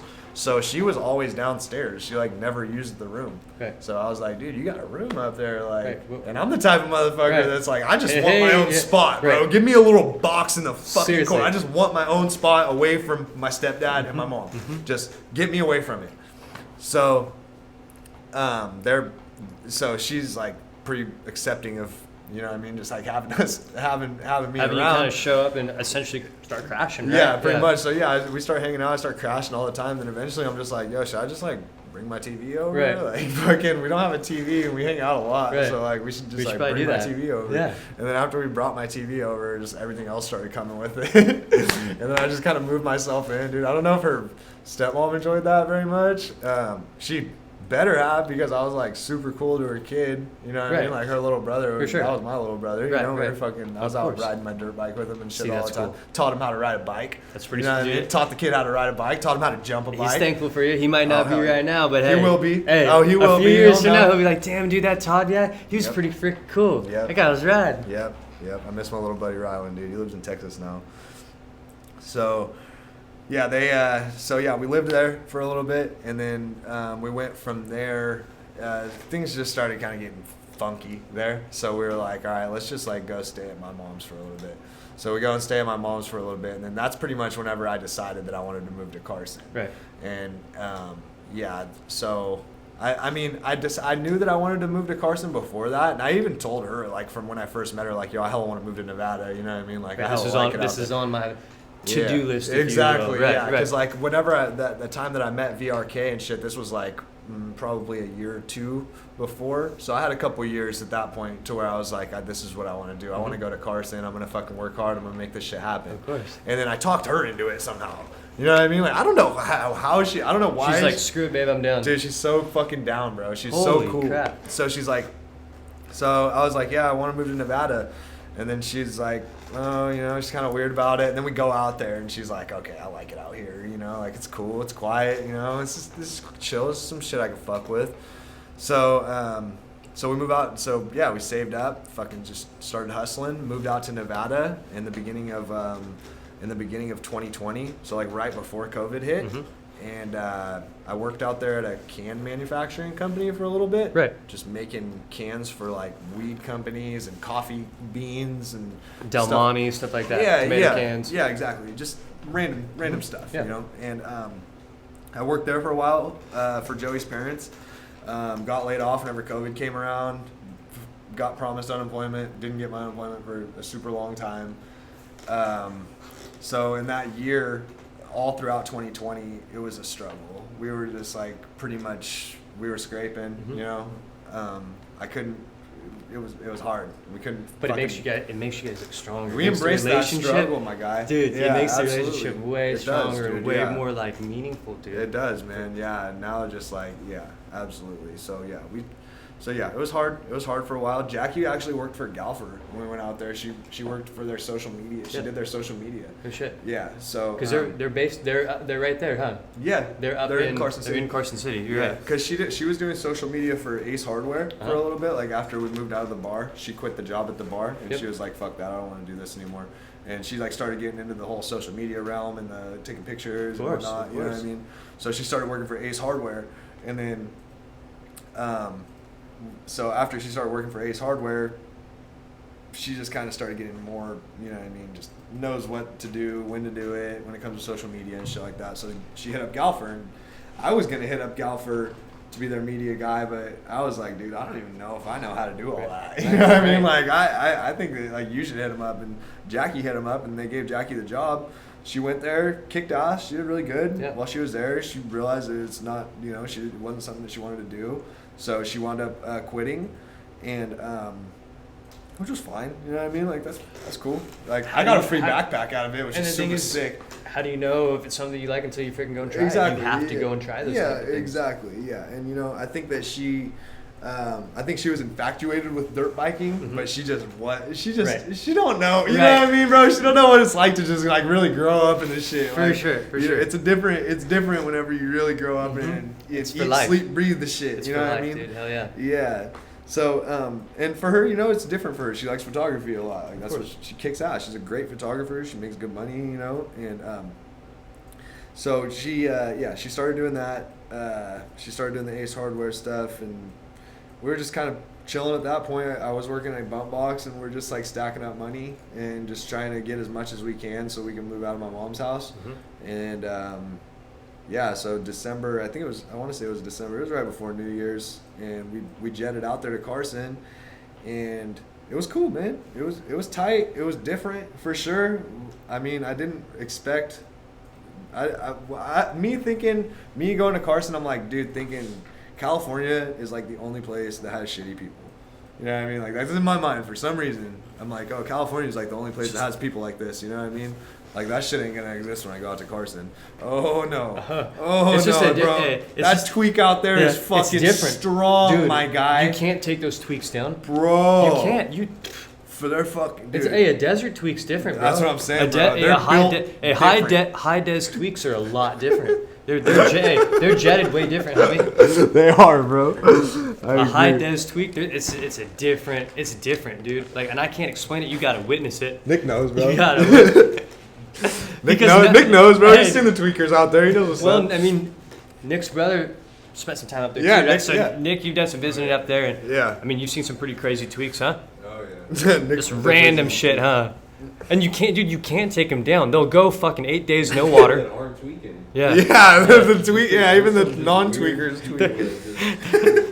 Well, and I mean, because some people go to Nevada to essentially to kind of hide out, right? Yeah. So they're from Cali, and they're kind of going out to hide out. Fuck, they hide out, all right, and they start getting real fucking weird. Yeah, real hidden. Dude. Yeah, the meth out there is like the weed out here. Yeah, you know what I mean? Like everybody smokes pot out here. Everybody smokes meth out there. It's just a conversation starter. Yeah, and like, dude, like it was funny because I was like talking to my coworkers and shit out there too, and they're like, "Oh yeah, you know, the first time I tried meth, I was fucking 10." I'm like, "You guys did meth when you were 10?" Dog, I didn't even see meth for the first time till I was like 20 years old. Yeah, freaking put. Yeah, like oh my god, like what the hell? Jesus. Yeah, it's weird, bro. Weird stuff. High des tweaks, man. You can't take them down. Yeah, they're fucking weird, man. I had a little run-in with one, dude. I had my own. I would imagine that you probably going to a gas station on a late night. It wasn't even like that, bro. Nothing. It wasn't even like that, dude. So what happened was me and Jackie went to the casino in Reno, and we're out there for I don't know. It's probably like 11 at night, right? We're mobbing back home. I pull back up to the house, and my neighbor calls me. And my neighbor across the street is from Livermore. So, like, I'm already getting along hella good with this motherfucker. Mm-hmm. Like, we're both from the same area. Oh, yeah. You know, he's from the Bay. I'm from the Valley. Mm-hmm. So, we're both just, like, chopping it up with each other. Fuck yeah. And so, I love this guy, dude. Like, he's got a kid I think it's his girlfriend at the time. Might be fiance. I'm not too sure. But they're super good people, man. Hella nice. And he calls me, and it's, like, late at night. I'm like, what the fuck? What's this guy calling me? And I answer him like, what's going on? He's like, there's some tweakers in front of my house right now. Like, they're fucking screaming at each other. I'm like, for real? He's like, yeah. was like, okay. So I know he didn't have a gun or anything like that. Like he didn't carry guns. So I was like, all right. So I walked outside and I grabbed mine because like I didn't know what the fuck was gonna happen. You know what I mean? Like I just walked out there. I was like, all right.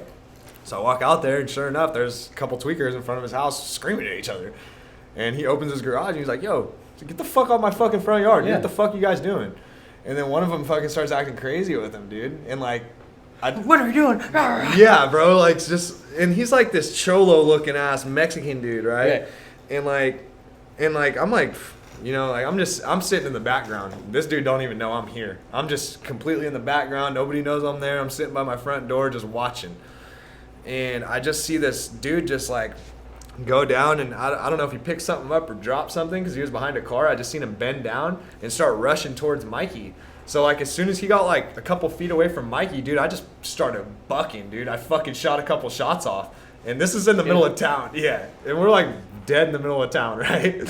And he stopped. It stopped him. Right. You know what I mean? So yeah, he's rushing up towards him. I pop two off. Boom, boom. And he just fucking freezes up and runs back over and just like ditches his lady. He leaves his lady sitting in the middle of in the middle of the driveway and just runs back behind the truck and then turns around and starts talking shit to me. Shoot me. And I was like, dude, get the fuck out of here. Like, fucking run at me right now. I'm putting one between your fucking eyes.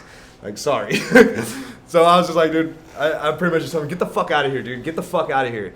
And they left. And then a couple minutes later, the cops show up, obviously. One of the neighbors called the cops because they heard the gunshots. Right. Understandable. So I'm like, all right, here we go. And I'm sitting, and I see the cops roll up. So I opened my front door, and I walked outside. And I tried to talk to one of them. And I was just going to go out there and tell them, like, hey, man, here's what happened, dude. I'll give you guys my gun. You know, like, you guys fucking, whatever you guys need, dude, like, just let me know. Like, that's what I was planning on telling you. I'm trying to be straightforward with you guys. Exactly. I walk out. As soon as I turn my doorknob and walk outside, this dude yells at me like a straight dick. Go back in your house. And I was like, all right.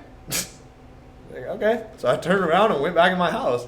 And then so I have a 2-story apartment. So I'm up in the second story and I'm looking down at the cops, right? And they're looking for me. And I'm just watching them. I'm just like, dude, these guys are fucking idiots. Like, I tried to go out there and tell them what happened. Yeah. And he didn't even give me a chance to explain myself or anything. He just told, go back in your house. I was like, I could tell you exactly what just happened. But okay. I could be a big help in this, but yeah. All right. See ya. So, a few minutes goes by. I'm just sitting there. They're fucking looking. They pick up my shells. You know what I mean? So I'm just like tripping at this point. I'm like, all right, cool. I'm getting all my gun privileges taken from me over this fucking tweaker. Mm-hmm. And a little bit of time goes by. I go downstairs at this point, and I'm just waiting, sitting on my couch, just waiting for somebody to knock on the door. And then just out of nowhere, dude, my front, because I had like a couple windows around my door, and then you just see this beaming light, just boom, just on my front door. Car in the fucking front yard. Dude, headlights on. No, I'm talking like 5 cop cars in front of my fucking house with their spotlights on my front door, and I walk outside and there's like 10 dudes out there with AR-15s pointed at me and Jackie. Holy shit. Yeah, bro, it was a little uncalled for, no? Absolutely, yeah, a little bit. And I walked outside and I looked at the dude that fucking told me to go back inside. I was like, didn't you tell me to go back inside? I was like, I told you. I was like, I tried to tell you exactly what happened, and you told me to go back inside. And he was actually cool about it. He's like, oh yeah. He's like, he did. He's like, he did. Everybody's like starting to put their guns down slowly. You know what I mean? I walk up to one of the cops. He's still sitting there pointing at my lady. I'm like, dude, come on, man. Like, she's not going to do anything to you. Like, just chill out. Let me tell you what happened, please. Because they watched the video. That's how they knew it was me. Right. Nobody snitched or anything like that. They just knew it was me because they watched the guy come out of apartment number 5 and fucking shoot and go back inside.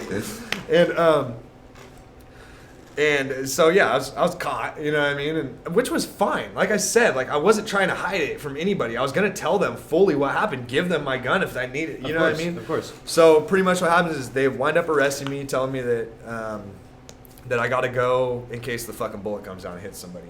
It's like, okay, I get that. You know what I mean? I get it.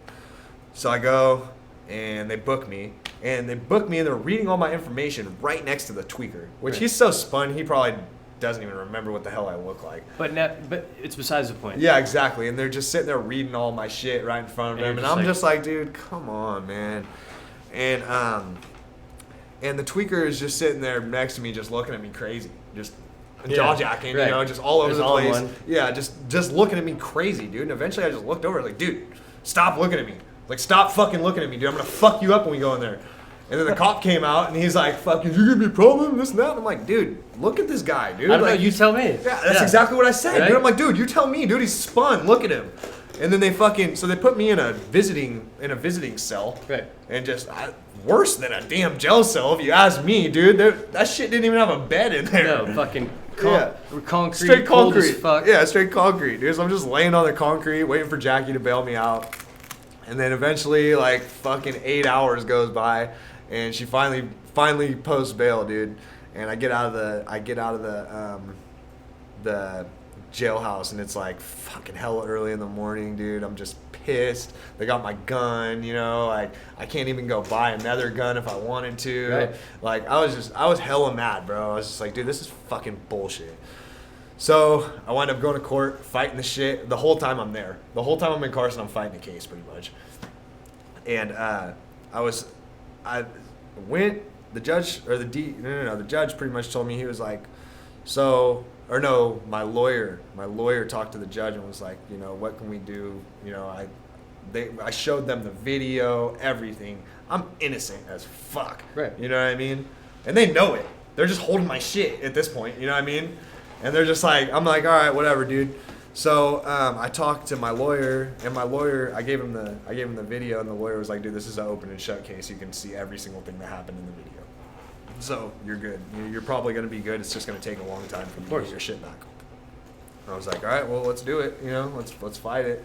And since it was an open and shut case, the lawyer was super cool, and he was like, dude, just give me $1,000 and we'll get this shit. We'll get it figured out. Jackie finally posts bail. Yeah. Right? Yeah. So you finally get notified, fuck, dude. Okay, Yeah. I can finally get out of this shithole. But I'm so fucking pissed because fucking lost my gun rights, don't have a gun, can't really probably buy one if I want one right now. Yeah. So that's how it works in Nevada. Yeah, exactly. When you get that fucked with, then you're But it was cool though, because even if that shit did go through, it was a misdemeanor. oh wow. Yeah.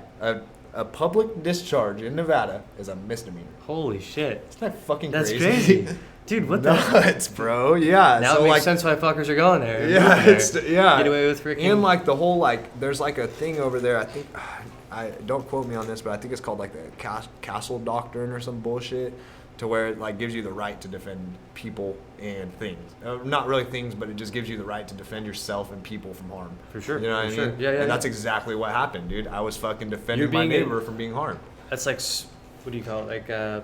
Like a civil.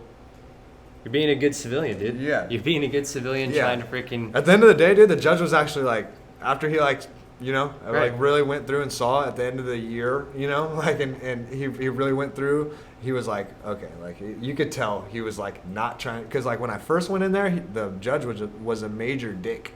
Right. Like he was like super on my case about where I get my money and just like all this weird shit, dude. Just on my ass about some weird stuff, dude. Right, I'm just like, dude, this is just odd. You know what I mean?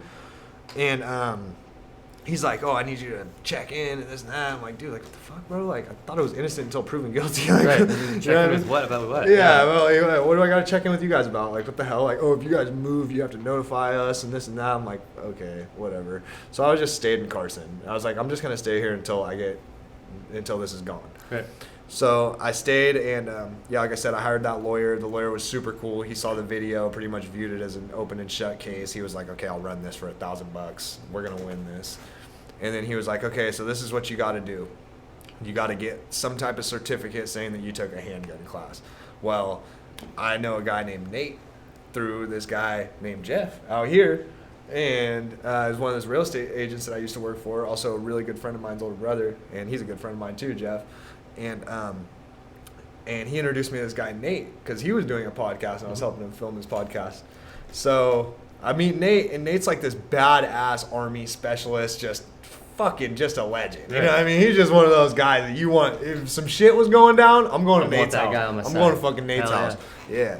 So I link up with Nate, and I was just like, yo, you know, what can we do? Like, I'll shoot you a video if you hook me up with some type of little handgun class, anything, dude. Just give me a certificate saying you taught me something. Yes. And he hooks me up with this little 2-hour course, dude. We fucking go through all the basics. Jackie gets taught a bunch of shit that she doesn't know. I'm not very experienced with guns. I know the basics, obviously, but I'm not like super experienced with them. Right. Like this dude could fucking take apart a gun in 2 seconds. Like I could do that now, but like at that point, it's just like this dude's he's a badass. He knows what the fuck's going on. That's what he specializes in. Yeah, that's what he specializes in training. And so he hooks me and Jackie up with this little class. Dude puts a fucking nice official stamp on it and shit. And he's like, here you go, dude. Take this shit to the judge. See what he says. And then I took that thing to the judge. And the judge was like, oh, yeah. Yeah. So, you know what I mean? And like, little as you know, I'm out there stoned as hell fucking shooting airsoft guns. You know what I mean? Yeah, so I took that little firearms class. Went back to court. Gave them that along with all the evidence and everything, and they pretty much were just like, dude, you were protecting your neighbor. Here's your shit back. Here's your bail back. Here's your gun back. Hopefully we don't see you again. And I was like, hopefully. Hopefully. Yeah. So yeah, that was my experience in Nevada, man. And then ever since then we've been back here grinding it out. And I mean, a lot of your family's back here. A lot of your good clientele is here. Yeah. A lot of good connections are here. No, it's cool, man. I love being out here because and it's opening way more doors every day. A new door gets opened, dude. Like we did Pitterpalooza, and that was huge. You know what I mean? Like I was not expecting even close to that many people to show up, dude. And the next thing you know, there's like, bro, we had cars all the way down the street. There's a fucking Harley stunt show going on. Like it was nuts, dude. It was absolute debauchery. It was fucking sick. It's those doors that keep getting opened, right? Exactly, and you keep going and keep trying and don't leave any stone unturned. No, absolutely. You know what not, I'm saying? man. Just keep it going. Yeah, just shake as many hands as possible. Because you don't know who's watching, dude. No. That's the biggest thing is you don't really know who's watching. You don't know who could potentially be your next hand. Yeah, exactly. Like, dude, just like the guy who let us host that at his house, dude. Just random guy. Last dude you'd ever think would fucking come up and be like, yo, dude, I want to build a fucking gnarly ass track in my house. Yeah. And, and he was super cool about it. And I pretty much told him, he came to me with the idea like, yo, I want to build a track. Can you help us out and this and that? And I'm like, what kind of track we talking here? Right. It's like, you want to build a fucking mini fucking supercross track or what? Right. Like, let's get shit popping. You know, like, sure. Yeah, let's do something cool. He's like, yeah, let's do it. So I'm like, all right, well, let me hit up a couple of my people. You know, a little bit of time goes by. I'm like, yo, how would you feel about having a little event out here? He was like, oh man, that sounds cool.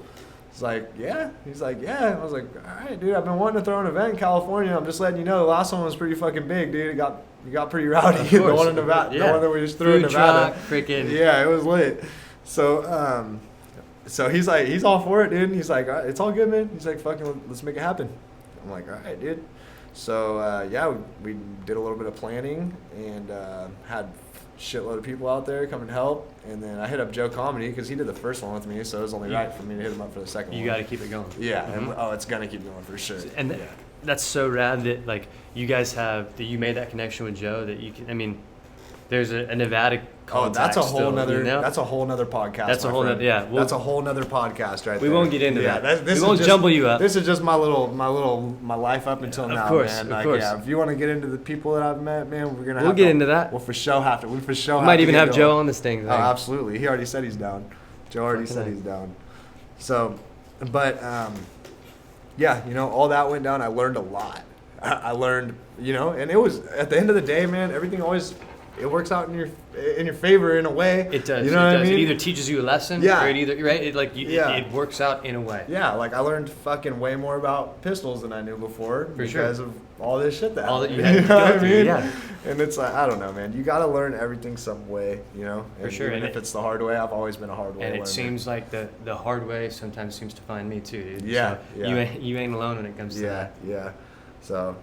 Who are some people that you've enjoyed shooting with, like in the last probably like year or so, since moving back to California from Nevada? Who's some people that you really enjoyed like working with, or who do you plan on continue working with in the future? Well, honestly, bro, whenever I moved out to Nevada, that was whenever I really started opening my eyes to people who were down and had the same type of vision that I had. Of course. Because I didn't really out here. I had VRK and shit, and they're my homies, don't get me wrong, but whenever somebody knows you as something they can't really. It's hard for it would be For them hard to for them let to that look go, at you. dog. Yeah, it's hard for them to look at you another way. You know what I mean? So VRK, you know, they always looked at me as just fucking Todd, you know, 9 to 5, fucking going to work, coming back, ride my dirt bike, you Right. know, and that's what all of us wound up doing. You know what I mean? And eventually, I'm just like, dude, I fucking hate this shit. I don't want to do this do shit. that. Yeah. I want to figure out a way that I can support myself, support my loved ones, Exactly. without having to answer to anybody, right? Exactly. Like that's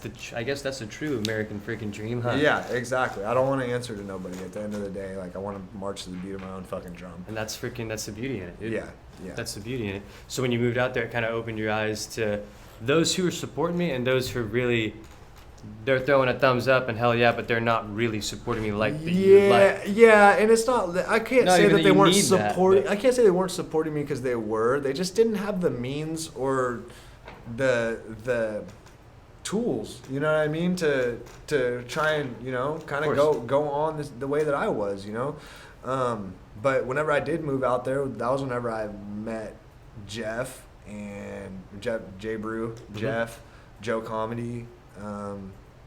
All those guys, dude. Tall boy, like all those dudes, and Just opening, like you said, opening up doors, dude. bro, absolutely, man. And then I meet all these guys, and they're like me, and so pretty much I hit up J Brew, and I was like, yo, it's like, you want to get a video sometime? Like, he checked out my content, and J Brew, man, being the fucking awesome guy that he is, like, saw me, just some random fucking kid with a camera that was just wanted to go film some shit, and he was just like, yeah, man, fucking let's go.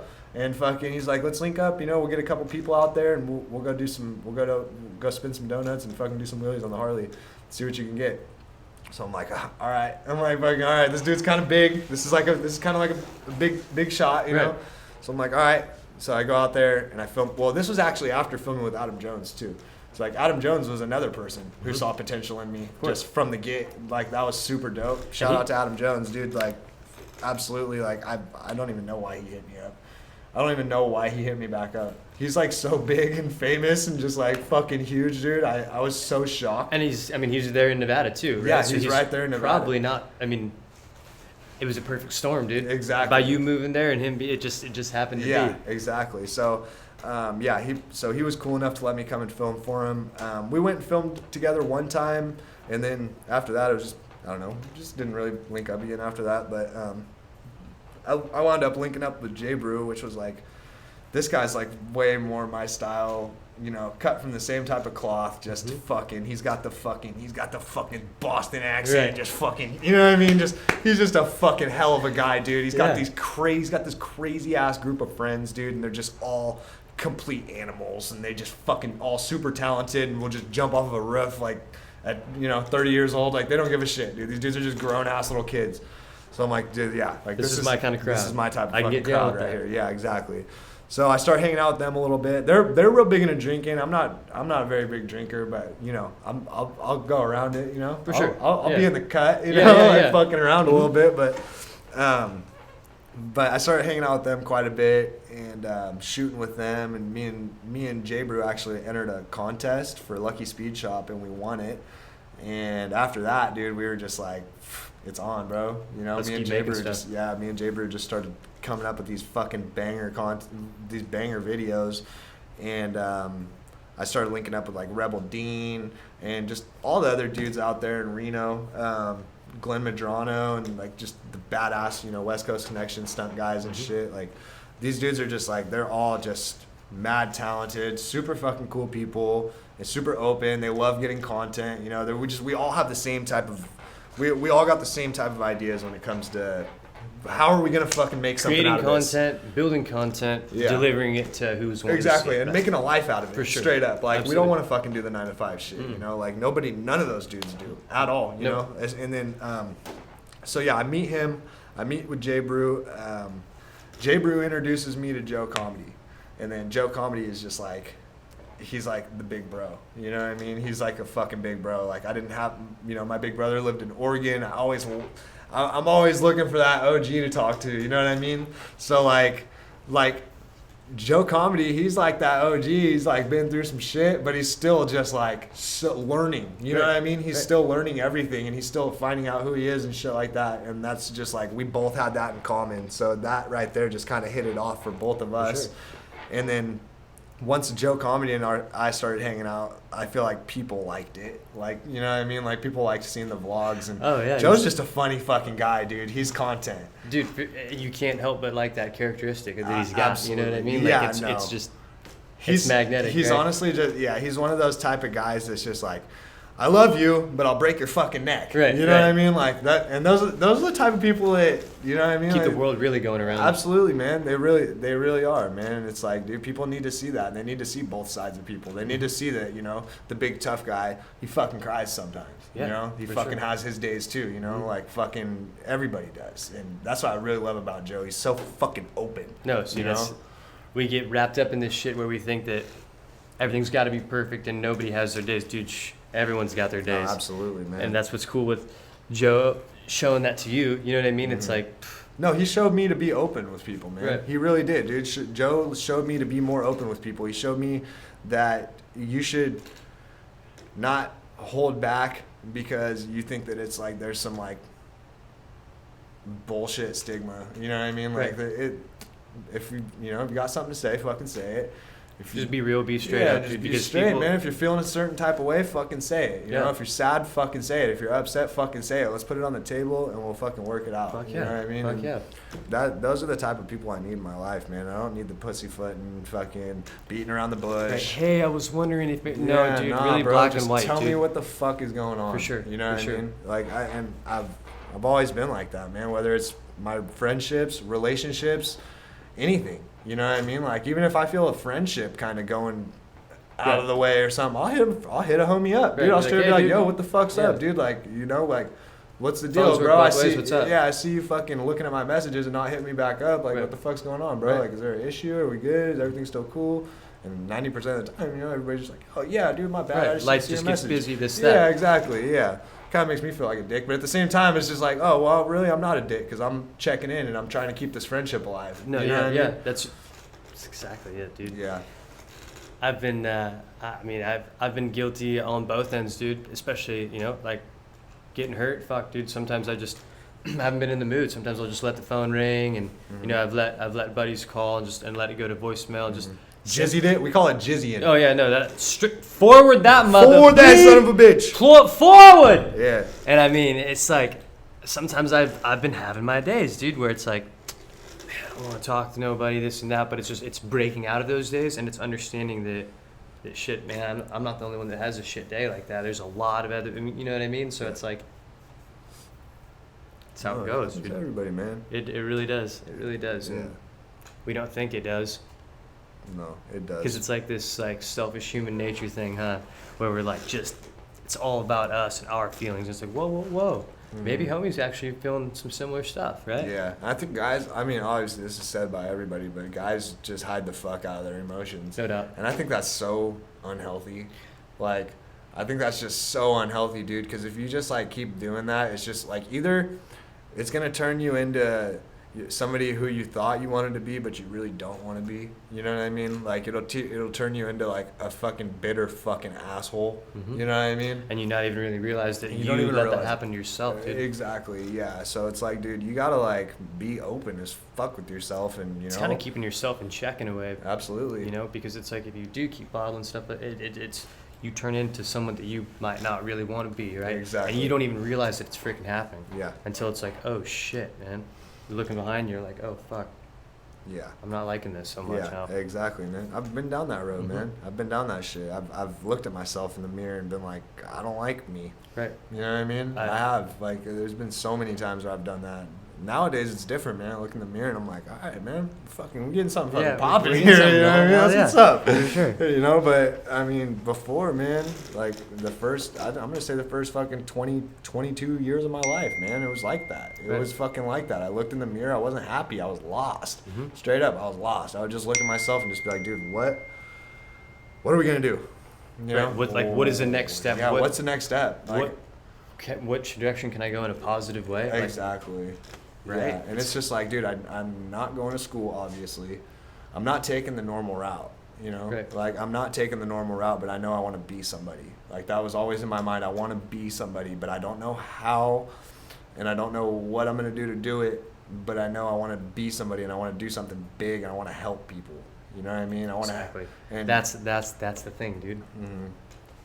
Like That's I the thing. Yeah, I want Is like it's giving back. We get wrapped up, like I said, into focusing about ourselves and this and that, and now you've got time to reflect back, and it's like, dang, dude, maybe I'm here to do something.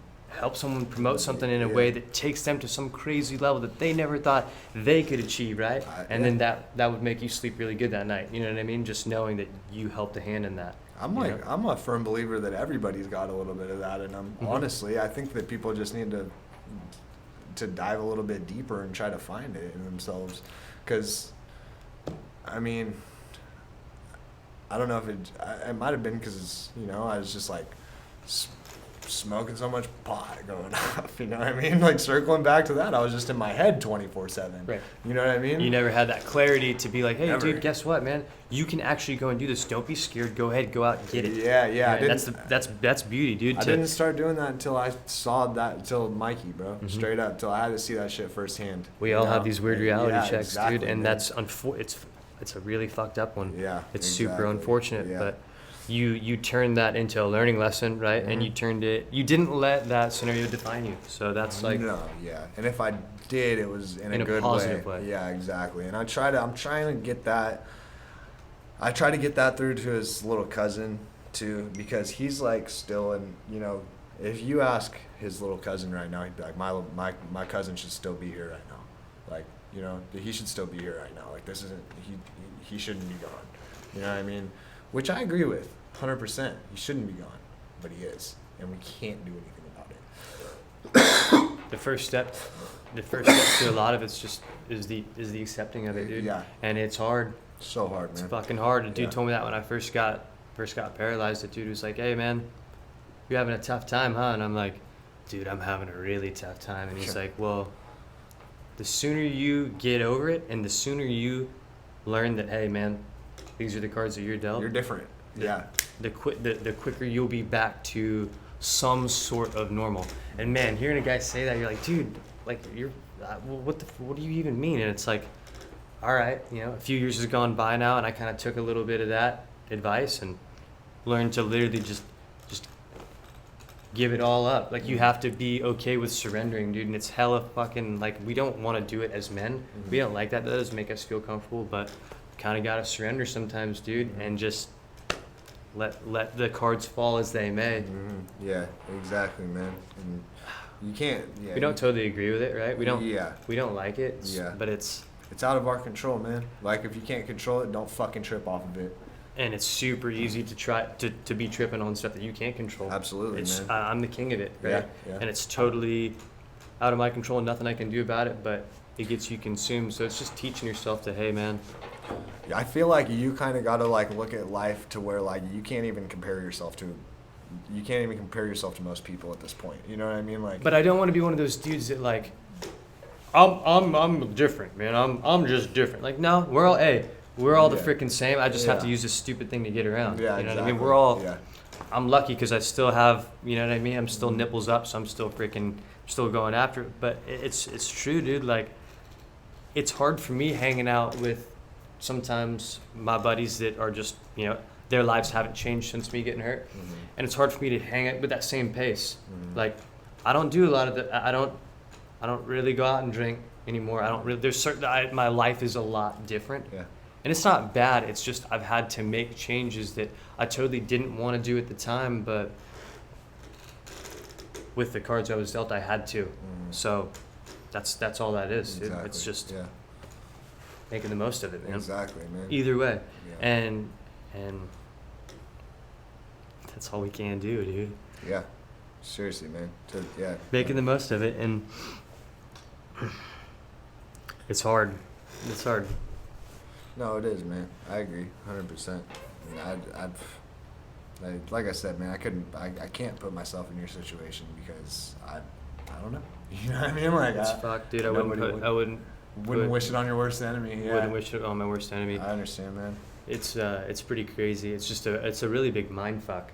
Like, you're just super mind fucked because you. So kind of explain to the viewers too how much movement you do have. So I'm nipples up. So I've got full movement from nipples up, but from nipples down, I'm paralyzed. I'm T4, T5 paraplegic. So So I mean, I get around pretty dang good, and still, Yeah. you know, transfer in and out of things, and and it seems like you're improving too. Like, Yeah, and I I mean- feel like you get better and better too as time goes on. I feel like I do too. And people told me, oh, it's gonna get better and stuff. You're gonna get better at getting around this and that. I'm like, dude, this is fucked. I can't move, and I'm really fucked. Like no, it'll get better. And sure as hell, like as time's gone on, I'm getting around better, and it's retraining the you brain. work out and shit, like hit arm workouts. Yeah, and shit? no, I do. I see like this little push-up set I have like on my bed where I like roll over. It's a whole thing. It's super hard, like doing push-ups, right? Like how do I do push-ups? It's fucked, you know what I mean? Yeah. But I crank them out every morning, so That's it's like just to kind of keep it You're going. a savage, bro. And then I ride my arm bike Yep. 3-4 times a week. I'm Yep. always on that thing just because there's not a lot of ways for me to go out and like free my mind. I can't go for a run and just like forget about everything. Arm bike's so- the shit, huh? Dude, that's the biggest. It's my favorite thing I got in my life. Really? Is that old arm bike, right? It's like, dude, what is that Mad Max looking piece of, you know what I mean? And it's like, dude, that thing provides some serious Hell freedom yeah, and smiles. man. Like, Hell I'll get to yeah. cranking on that thing and be like halfway through a ride, get a tune on, and like, dude, like, it's not that bad. that bad, It's dude. not that Fucking bad. cruising It's right a now. little bit fucked, and I really Yeah. don't like my ride, but it's not that bad. It's not that bad. It could be worse. Yeah, so man. it's the beauty in all of it, dude. Fuck yeah. Finding man. little things like that and Making the it's fucking the smallest things, dude. Mm. I used to, I mean, yeah, like we say, we can't trip about things that we got no control over. Yeah. Do you feel like podcasting kind of helps you? I never really put too much thought into it. I knew. I mean, we just started it a for week sure, ago. for sure. And I mean, like, I think it's trying to get. It's Shit's therapeutic. hard. Yeah, it is very therapeutic. Yeah, and there's it's certain things that therapeutic. they just have to be talked about, dude. Yeah, it's You like know? it's almost like talking to a therapist or like a psychologist. You It know is. what I mean? It is. Like It talking is. to a fucking homie that you click with. Of like, course. Yeah, yeah. No, and that's the biggest thing, dude. Is it's realizing and understanding to reach out when hey man, dude, having a tough day, or just to have that kind of friendship is pretty badass Yeah, too. absolutely, Because man. you go through those shit days and you're like, man, dude, having a good homie, it's everything, right? It really is, man. But we want to hide things because we're guys and stuff. So I get Yeah. that. I It's cool understand. though whenever you get into a flow with people like how me and you or me and Joe, for example, like whenever you can just be mad open. You know what I mean? It's It's nice. like, bro, I It's can tell these relieving. motherfuckers anything. I Yeah. know that it's safe with them, you know, and it's like, you know, everybody's like, oh yeah, you know, like, oh, secrets fucking, you know, secrets always leak and this and that. And it's like, bro, like, first of all, it ain't no fucking secret. Right. I'm fucking sad right now. I'll tell the whole fucking world. Right. You know I'll what be I open mean? as hell with it. Yeah, Yeah. exactly. It ain't no fucking secret. But like, it's hella cool whenever somebody can really understand where the fuck you're coming from and like, you know. It's like- everything, because we get this is the shit part about the social media thing. It's beautiful because we're able to reach so many people and reach great friends and this and that. God, it has so many negatives, bro. But I think the dude, negatives outweigh the I'm positives. starting to think so too, because what it is these negatives. It gives people a false expectation of how life really is and or should be. So I feel like it totally, dude, it fucks with people's mental health. Absolutely. Because it gets people thinking, fuck, man, my life should be a certain way. Whoa. Do you think it should be that way because you saw that on social media? Well, Or do yeah. you think it should be, like, what's making you portray that, right? So, Because nobody sees the fucked up times. Because No- nobody no one ever uploads talks a, about- nobody uploads a picture of them crying Right. to social media. yeah, When I think, you know, maybe people should. absolutely. Maybe people should, man. If you're fucking in the dumps, take a fucking selfie video of yourself. Show the world. Let Yeah. people know that it's okay to be down. You know what I mean? It's okay to go through this shit, you know? It's the social media thing. It's gotten to a point where it's like people are super scared to really show who they really are. They just Absolutely. want to be. I want to be accepted and loved for who I'm viewed for on Or social I want to media. be, or I want to be who I think is cool. Right. You know what I mean? Right, no doubt. It's like fuck that, man. Like, nah. It's just we get caught in those stigmas though. It's that social media stigma, and unfortunately, like we're kind of. Our generation is a little bit social media, a little bit not. We got lucky, man. We got real lucky. because we saw life without it. Mm-hmm. These fucking kids, the kids these days, you know, 2005 and up, they have not known a life without social media, and that's fucking scary. That's fucking even scary. a life without a cell phone. Like, dude, I didn't get a phone until I was fucking 16 years old. Yeah. I didn't have a reason. I didn't have a reason to have one. Mm-hmm. Didn't. Yeah, straight up. Simply just didn't. Yeah. I saw my buddies at school that I needed to see. Saw my buddies at the racetrack on the weekends when I got to go race, and like, I didn't need socials, you know. Yeah, I'd get on the desktop at home and then log into my MySpace, but those were the golden days exactly, of dude, social media right yeah. there.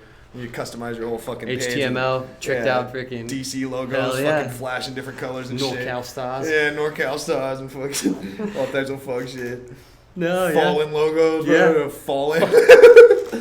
You fucking click on you got your top 8 friends. The rest of your friends don't fucking matter. No, yeah. There's only Famous 8 stars people and in your straps. life that mattered. Yeah, famous. Yeah, famous was huge back then, man.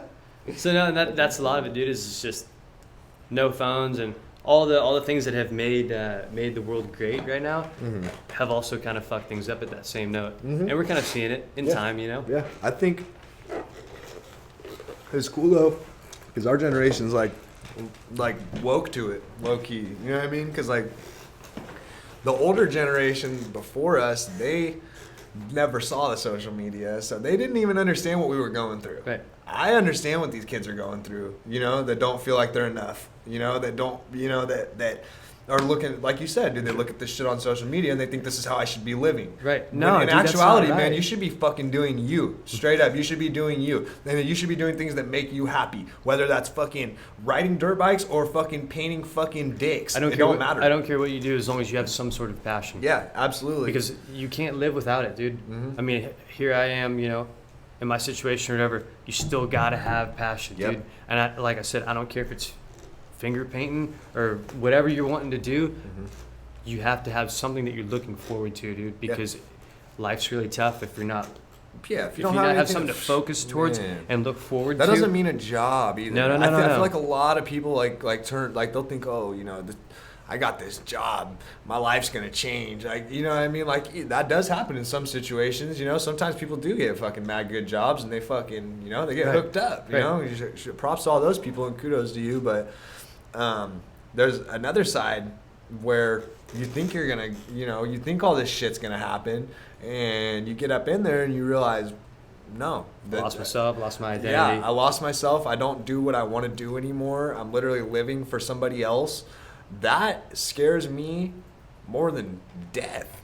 For sure. It really does, Yeah, man. yeah. Living for somebody else scares me more than dying. And not having that open common ground to be able to communicate to, like that's the biggest thing for me, is just the communication, dude. If you can't communicate, that's the scariest thing. I worry so much about, like, you know, our younger generation, dude, and the way that they communicate with even just, you know, someone who's 5 years younger than us.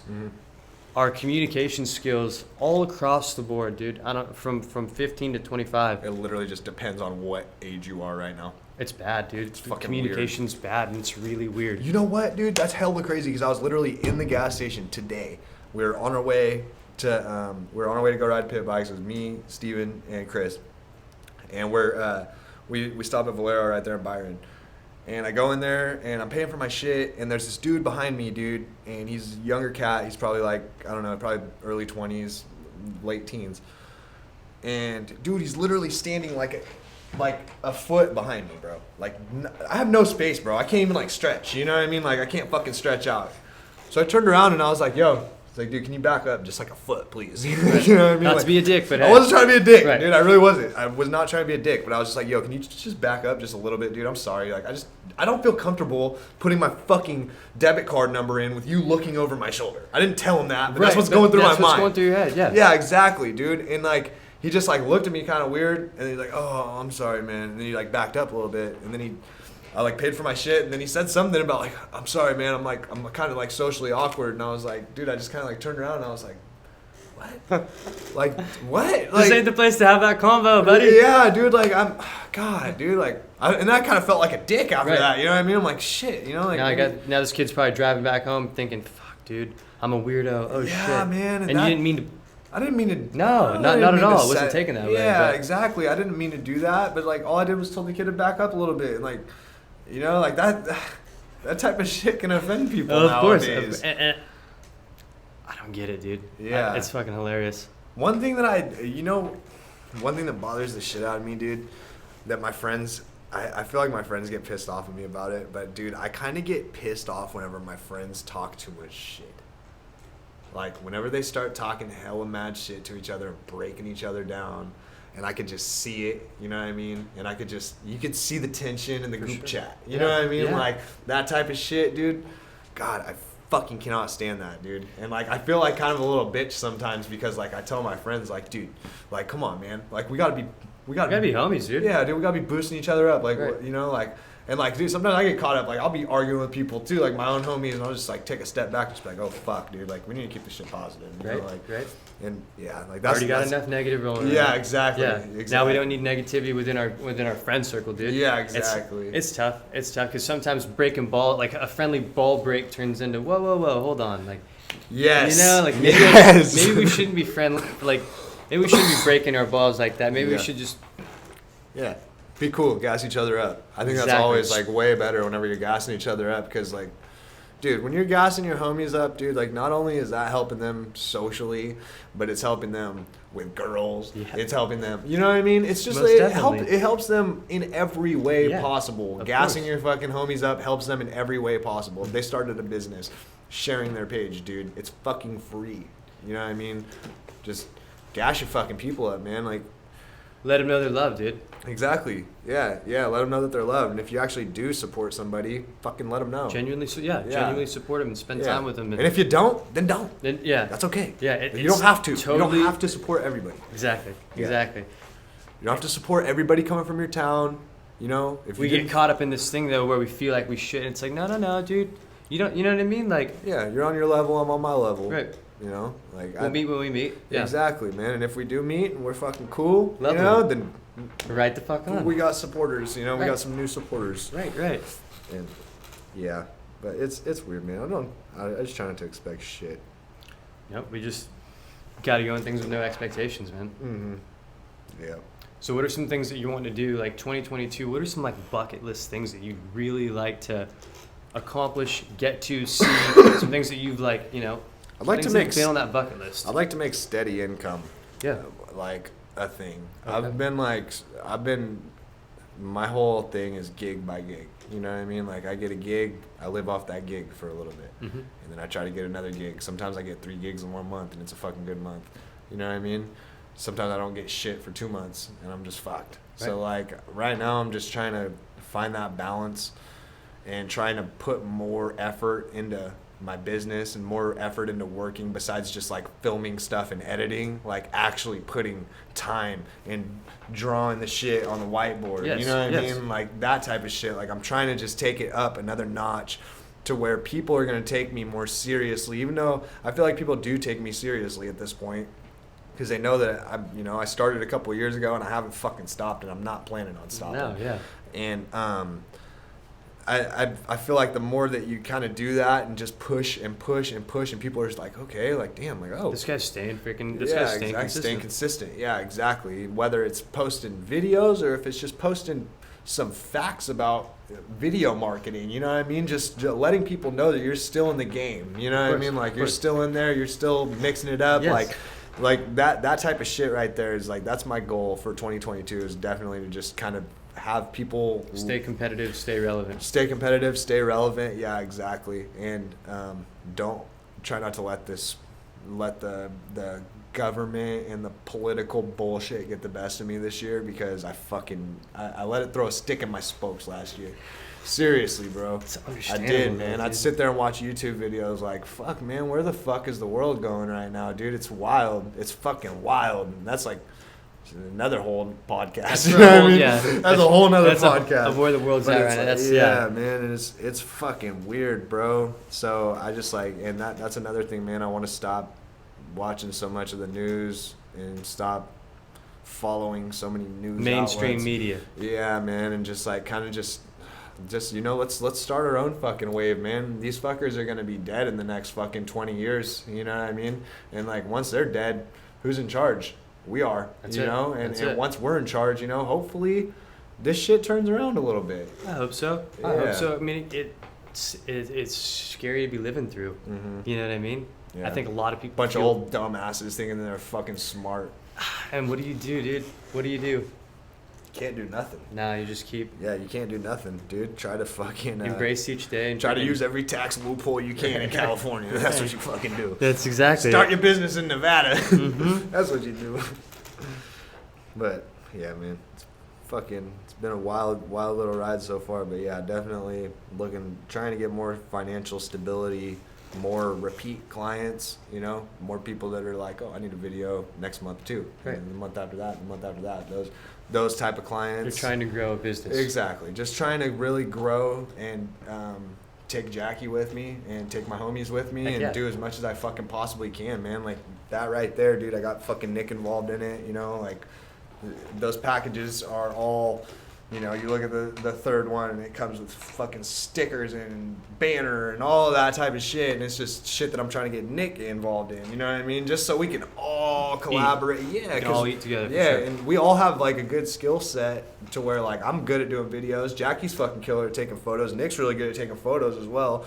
And Nick's really experienced in design and all that type of shit. So it's like, dude, the three of us, if we could offer some packages, like fucking, true. And then like that doesn't mean like, oh, Nick's working for me now or I'm working for Nick now. Like no, it doesn't mean that. Together. That means we're collabing, and like if these people book a package, Nick's gonna be eating too. Heck yeah. You know what I mean? Yeah. And if I can fucking get as many homies as I can on that same fucking type of hype, dude, and like really be making bread and being able to fucking, evenly just kind of distribute it among everybody and just.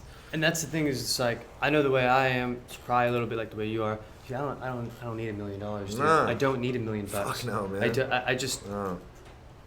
You know what I mean? Yeah. I just want to. Honestly, man, I just want to travel. That's sure. all I want to do. Sure. At the end of the day, I just want to travel Support your comfortably. travel. Hell yeah. And that's the end goal. I'm gonna travel and I'm gonna go find a spot that I fucking love. And I might just come back here. You know what I mean? Like I love it here. I might come back here and start. Like get everything popping here. That's not, that's not for sure. I mean, out of the question. Here, buddies are here. Yeah, absolutely, man. And I honestly, man, you know what I would fucking love is to go back to Escalon and open up a fucking studio in the middle of Escalon and just shit on every single one of you motherfuckers that didn't think I would do shit. Straight up. Honestly. Like, from the bottom of my heart, dude, like, there was so many people from Escalon that used to talk down on me and fucking just, dude, I used to get it bad from, like, parents and shit out there, dude. I was the bad kid. I was always the fucking bad kid, dude. And if I could come out there... Are you a bad kid? Kinda. Really? Yeah, I was kind of a fuck. Really? Yeah, It's starting to come up now. It's starting to rise. Yeah. You were a fuck. Yeah, I was. Absolutely. It's okay. Dude, hey. You just keep it going, though. Yeah, exactly, man. And if I could go back and they'll walk into my shop, hey, how's it going? I'm Todd. Remember me? Yeah, check this shit out, dude. Check this camera out, dude. It's worth 30. Like I don't know, like that type of shit. Just like that type of shit would make me fucking that would be cool. Of you course, know what I mean? of Like course. that would be fucking cool. I mean, I think everybody wants to shit on everybody who From told their them that they hometown. wouldn't do anything. I think that's just. I don't want to shit on everybody from my hometown by any means. Like, no, not like that. But I definitely want to shit on anybody who didn't think that I wasn't going to do doubters. shit, or everybody who thought that I was just going to be there, just For fucking sure. smoking or doing drugs my whole life. You know what I mean? Like that would be pretty fucking cool. Well, here you are, 2 towns away. Yeah, we're making moves, bro. Fucking. I think in the next 5 years, dude, like this shit's gonna. I think everything will come together. Most definitely. Yeah. It's, dude, hey, like anything worth having and anything that's like this or like what you're trying to accomplish, it's gonna take time. Hella man. time, man. It's like time. It's like building a race program or doing anything else. You know And what it gets harder and harder. That's the thing too. Like when in the beginning, you're like, you get a couple jobs and you think you're rolling, and you're like, oh shit, Right, this is like I'm cracking up. barely even doing anything. I'm making fucking $1,000 in a day, And then like the hard times start rolling, you know what I mean? And it's like, oh shit, I made that $1,000, but it's fucking gone, and I don't have any more money at all, Yeah. And it's like, dude, those are the situations where I'm just like, I'm trying to wean myself away from I that don't want type to of get shit put this in year. that position where I've Yeah. run myself into the wall and got nothing Exactly. left. And I think I'm established enough at this point, and I have enough work to show for myself to where like I could like show some companies like, yo, this is what I can do. This is for my you. portfolio. Check it out. Exactly. Like we can take your business from here to here, within a matter of a month. Of course. Like let's work. You know what I mean? Hell yeah. So we'll see what happens, man. It's gonna be a fucking cool journey. I'm looking forward to it. So. It's still early enough in the year to really attack this damn thing and have a good time. Absolutely. You know what I mean? 100%. But yeah, end goal at this point, at least for the end of the year, I'd say definitely keep these fucking awesome times rolling. Try to attend the as jobs many, coming in. Yeah. Attend as much. Yeah, attend as much as I possibly can. Travel as much as I can. That's one thing that's going to be weird, trying to start a business and travel at the same time, but we'll see how it works, man. This might be able to be something that I could do remotely and sub the shit out, you know what I mean? No, seriously. If I could find a few filmers that I could trust, you know, like that type of stuff, dude, and I'm working on it, man. I'm working on it every day. We're making another Pitter movie.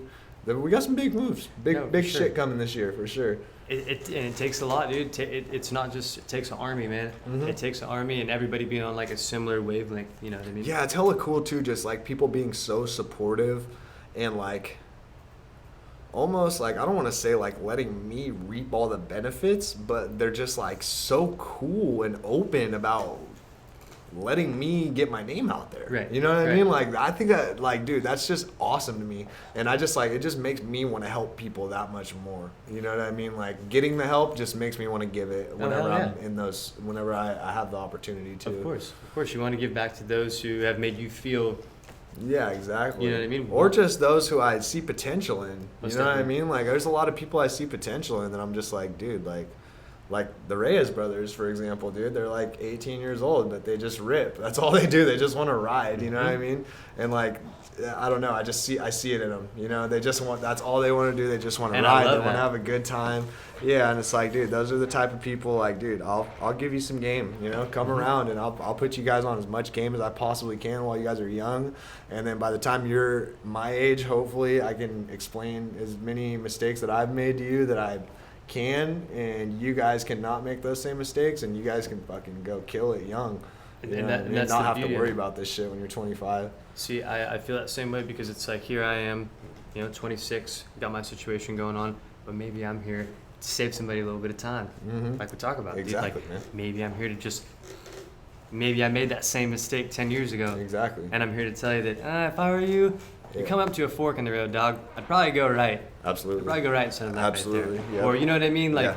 if Yep. I were you, this might save you a little bit of time because I've been down that similar path, and I think we can both agree that freaking moral of the story is having older guys in our life putting us on to freaking knowledge. Yeah, That's what it absolutely. is, dude. At the end of Put the on the day, knowledge. yeah, man, like older people are definitely cool to kick it with, even if you think that they're just talking down to you, or you think that they're just like, you think they're just Them talking nonsense. down is actually them looking out for you. And putting you on game, bro. Yeah, Straight the fuck up. yeah, You they're gotta open your fucking ears up and listen to the old man down the Mhm. street that's trying to tell you what the fuck's going on. 'Cause Might he's been sound a through little it. weird the first crack, right? Yeah. Might sound weird, might feel like, man, this dude's kind of on my ass. This Yeah. dude's kind of riding me like in a weird way. Yeah. Nah, the dude's probably actually just looking out for you and Yeah. doesn't want to see you turn Yeah. into like a little fuck. Unless it has to do with like social media and shit, because they don't know nothing about Right. that. But I do. So I could tell, I could tell the younger generation what the fuck's up, you know, when it comes to social media and feeling good about yourself, and it's like what's really gonna make you feel good about yourself at the end of the day is going out, getting active, being with some people that mean something to you, and living your fucking life, man. The social media shit is just a tool at this point. Like, that's the all way it I is, look a at tool it. to It's reach a others. tool. Yeah, it's a tool to reach other people, man. And to spread knowledge, that's it. Yeah, like, don't get me wrong, man. I get caught up. I'll be scrolling sometimes for days, bro, and I'm just like, and I can always tell myself too, like, whenever I'm scrolling too much, like, I'll start looking at people and things differently, and I'm just like, okay, I gotta stop. I gotta fucking stop.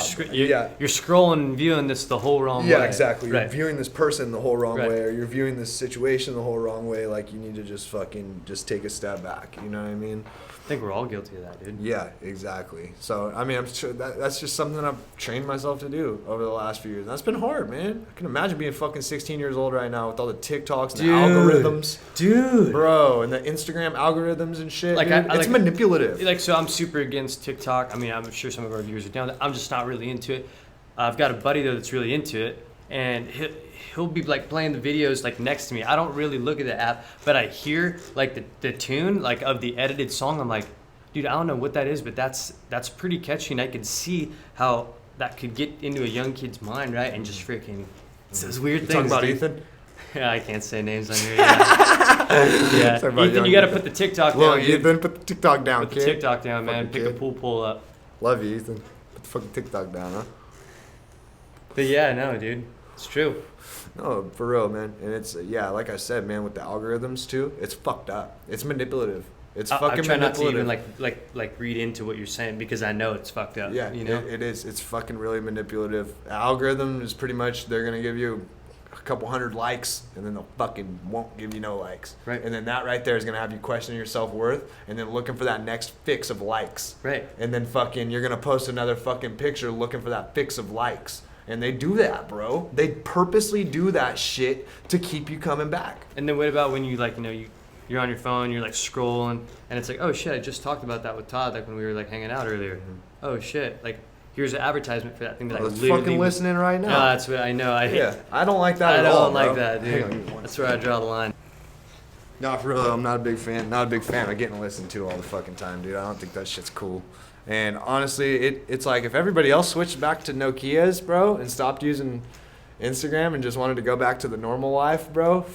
Woo! Slide me. You want to know how down I'd be? Slide me a Motorola Razr, baby. That's what I'm saying. That's right, dude. I don't even need the razor, bro. Fuck, don't even give me a camera on my phone, homie. I just want to make calls and text. That's it. That's it. I don't want to fucking hear. Now I'll play Snake every now and then. That's you know what I exactly mean? it. Play some Snake. I thought you want a game of Snake. Yeah. So yeah, that's just that's it, man. I don't know. I mean, on that subject, like that's one thing I can totally agree on, is getting back to doing some physical activity, being around someone that you love each day. Mm-hmm.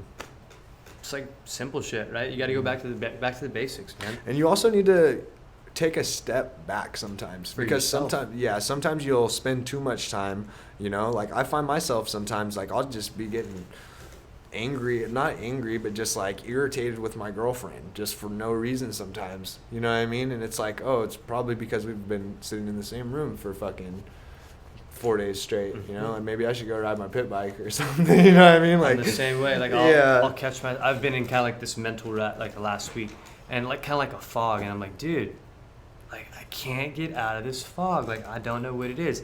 And then like I'll go hop on like my arm bike and it'll just like it'll go away. Yeah, It's hella weird how much clarity It's you like, get whenever you like get active. it's so weird. It's so crazy. And you know what's funny, dude? I didn't get it until I was sitting. I did not understand the concept until. That's because you were an active motherfucker, James. I didn't get it. That was just dude. part of your life, bro. Just waking up and doing something every day was just so normal to you. Slipping my shoes on and running out the door, dude. Yeah, exactly. That's all I did. Yeah, exactly. Yeah, I remember. So that's just the Create a tough couple thing. pulls with you. Dude, that's the tough thing, man, is it's like, it's good though.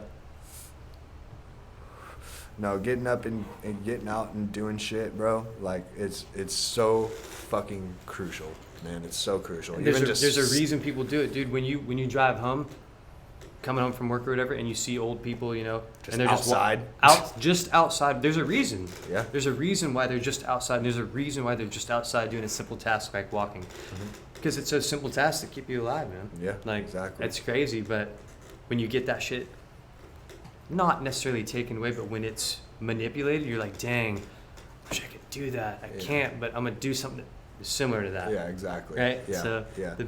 the wildness of it. Absolutely. Yeah. There's too many people that, you know, waste their days, man.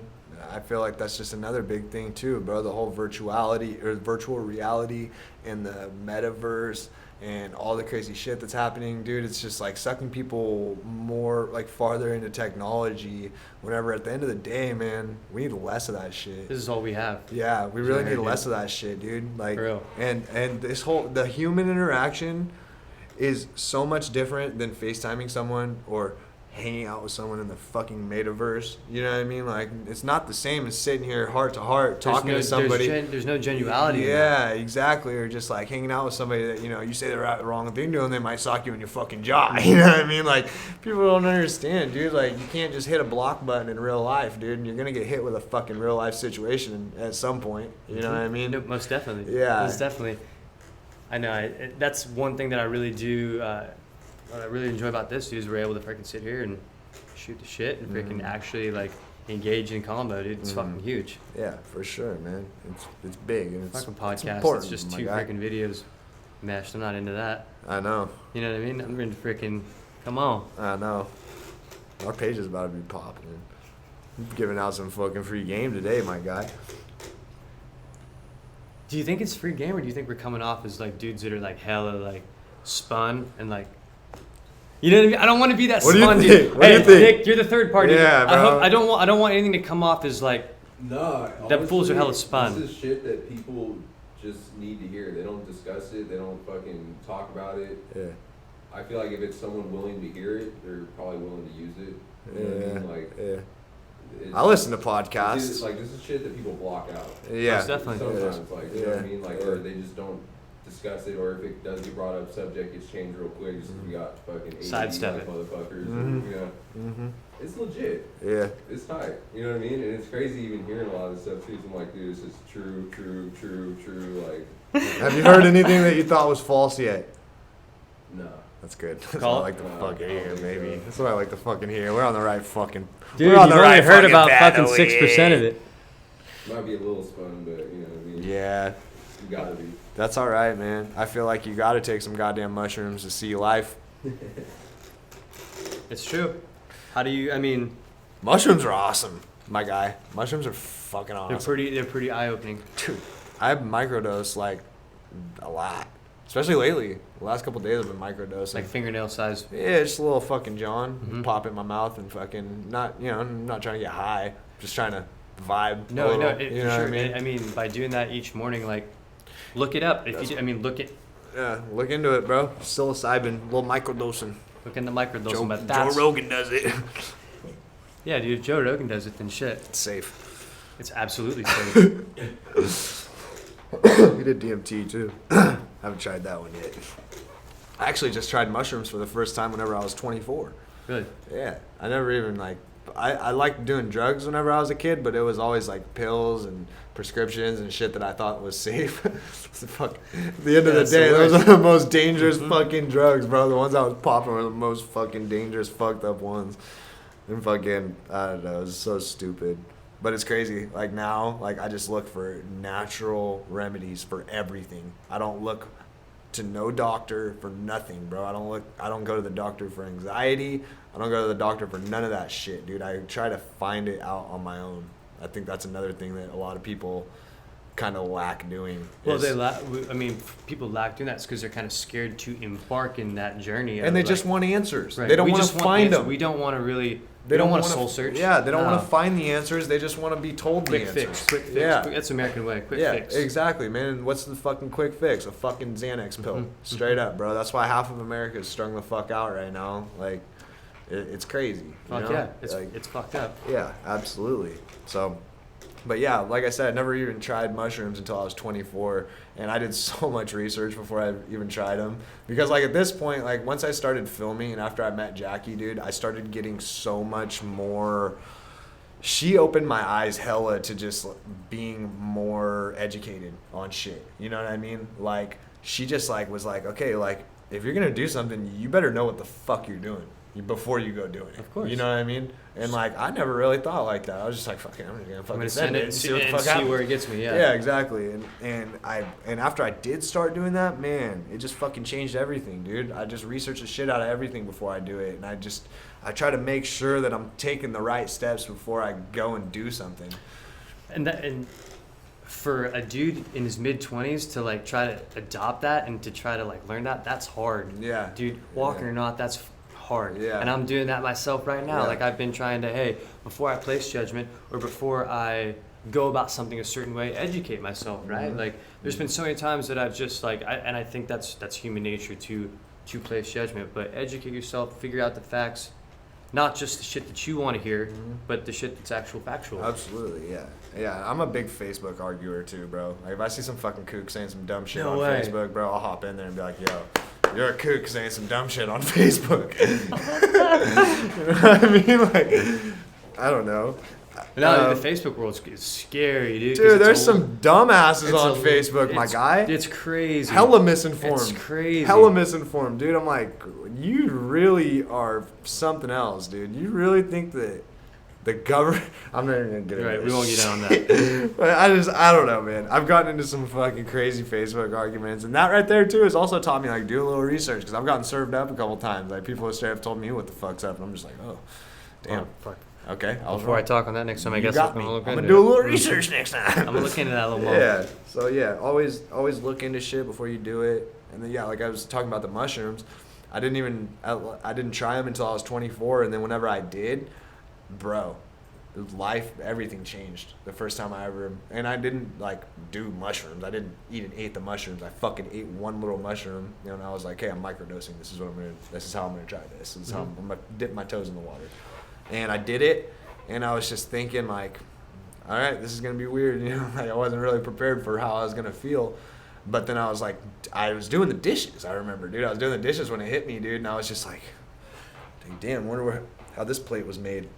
You know what I mean? And I'm just like, start like looking around like, damn, dude, like I started getting connected way more with the world, I feel like. You know what I mean? And just like where everything came from. You want to know the roots of everything. You get hella grounded, dude. Yeah, exactly. Where'd this carpet come from? How was this table made? How was this microphone made? How does the microphone work? You know what I mean? Like that type of shit just makes you want to question everything. In a super positive way. In a good way. Like, yeah, exactly. Not in a really like positive, healthy way. Yeah, exactly, man. And I've found a lot of joy and I've found a lot of knowledge. You know what I mean? Like just learned a lot about myself through doing that type of stuff and just self medicating, I should say. Like, of course. And I'm honestly, man, personally, everybody's different, but for me, that's just the way to go for me, man. If I'm fucking down, I'm popping a shroom stem, right, and I'm gonna have a better day. Right, you know what I mean? I'm not popping a Xanax. For sure, yeah. For sure. No, I mean, and it's, dude, that's one of those things where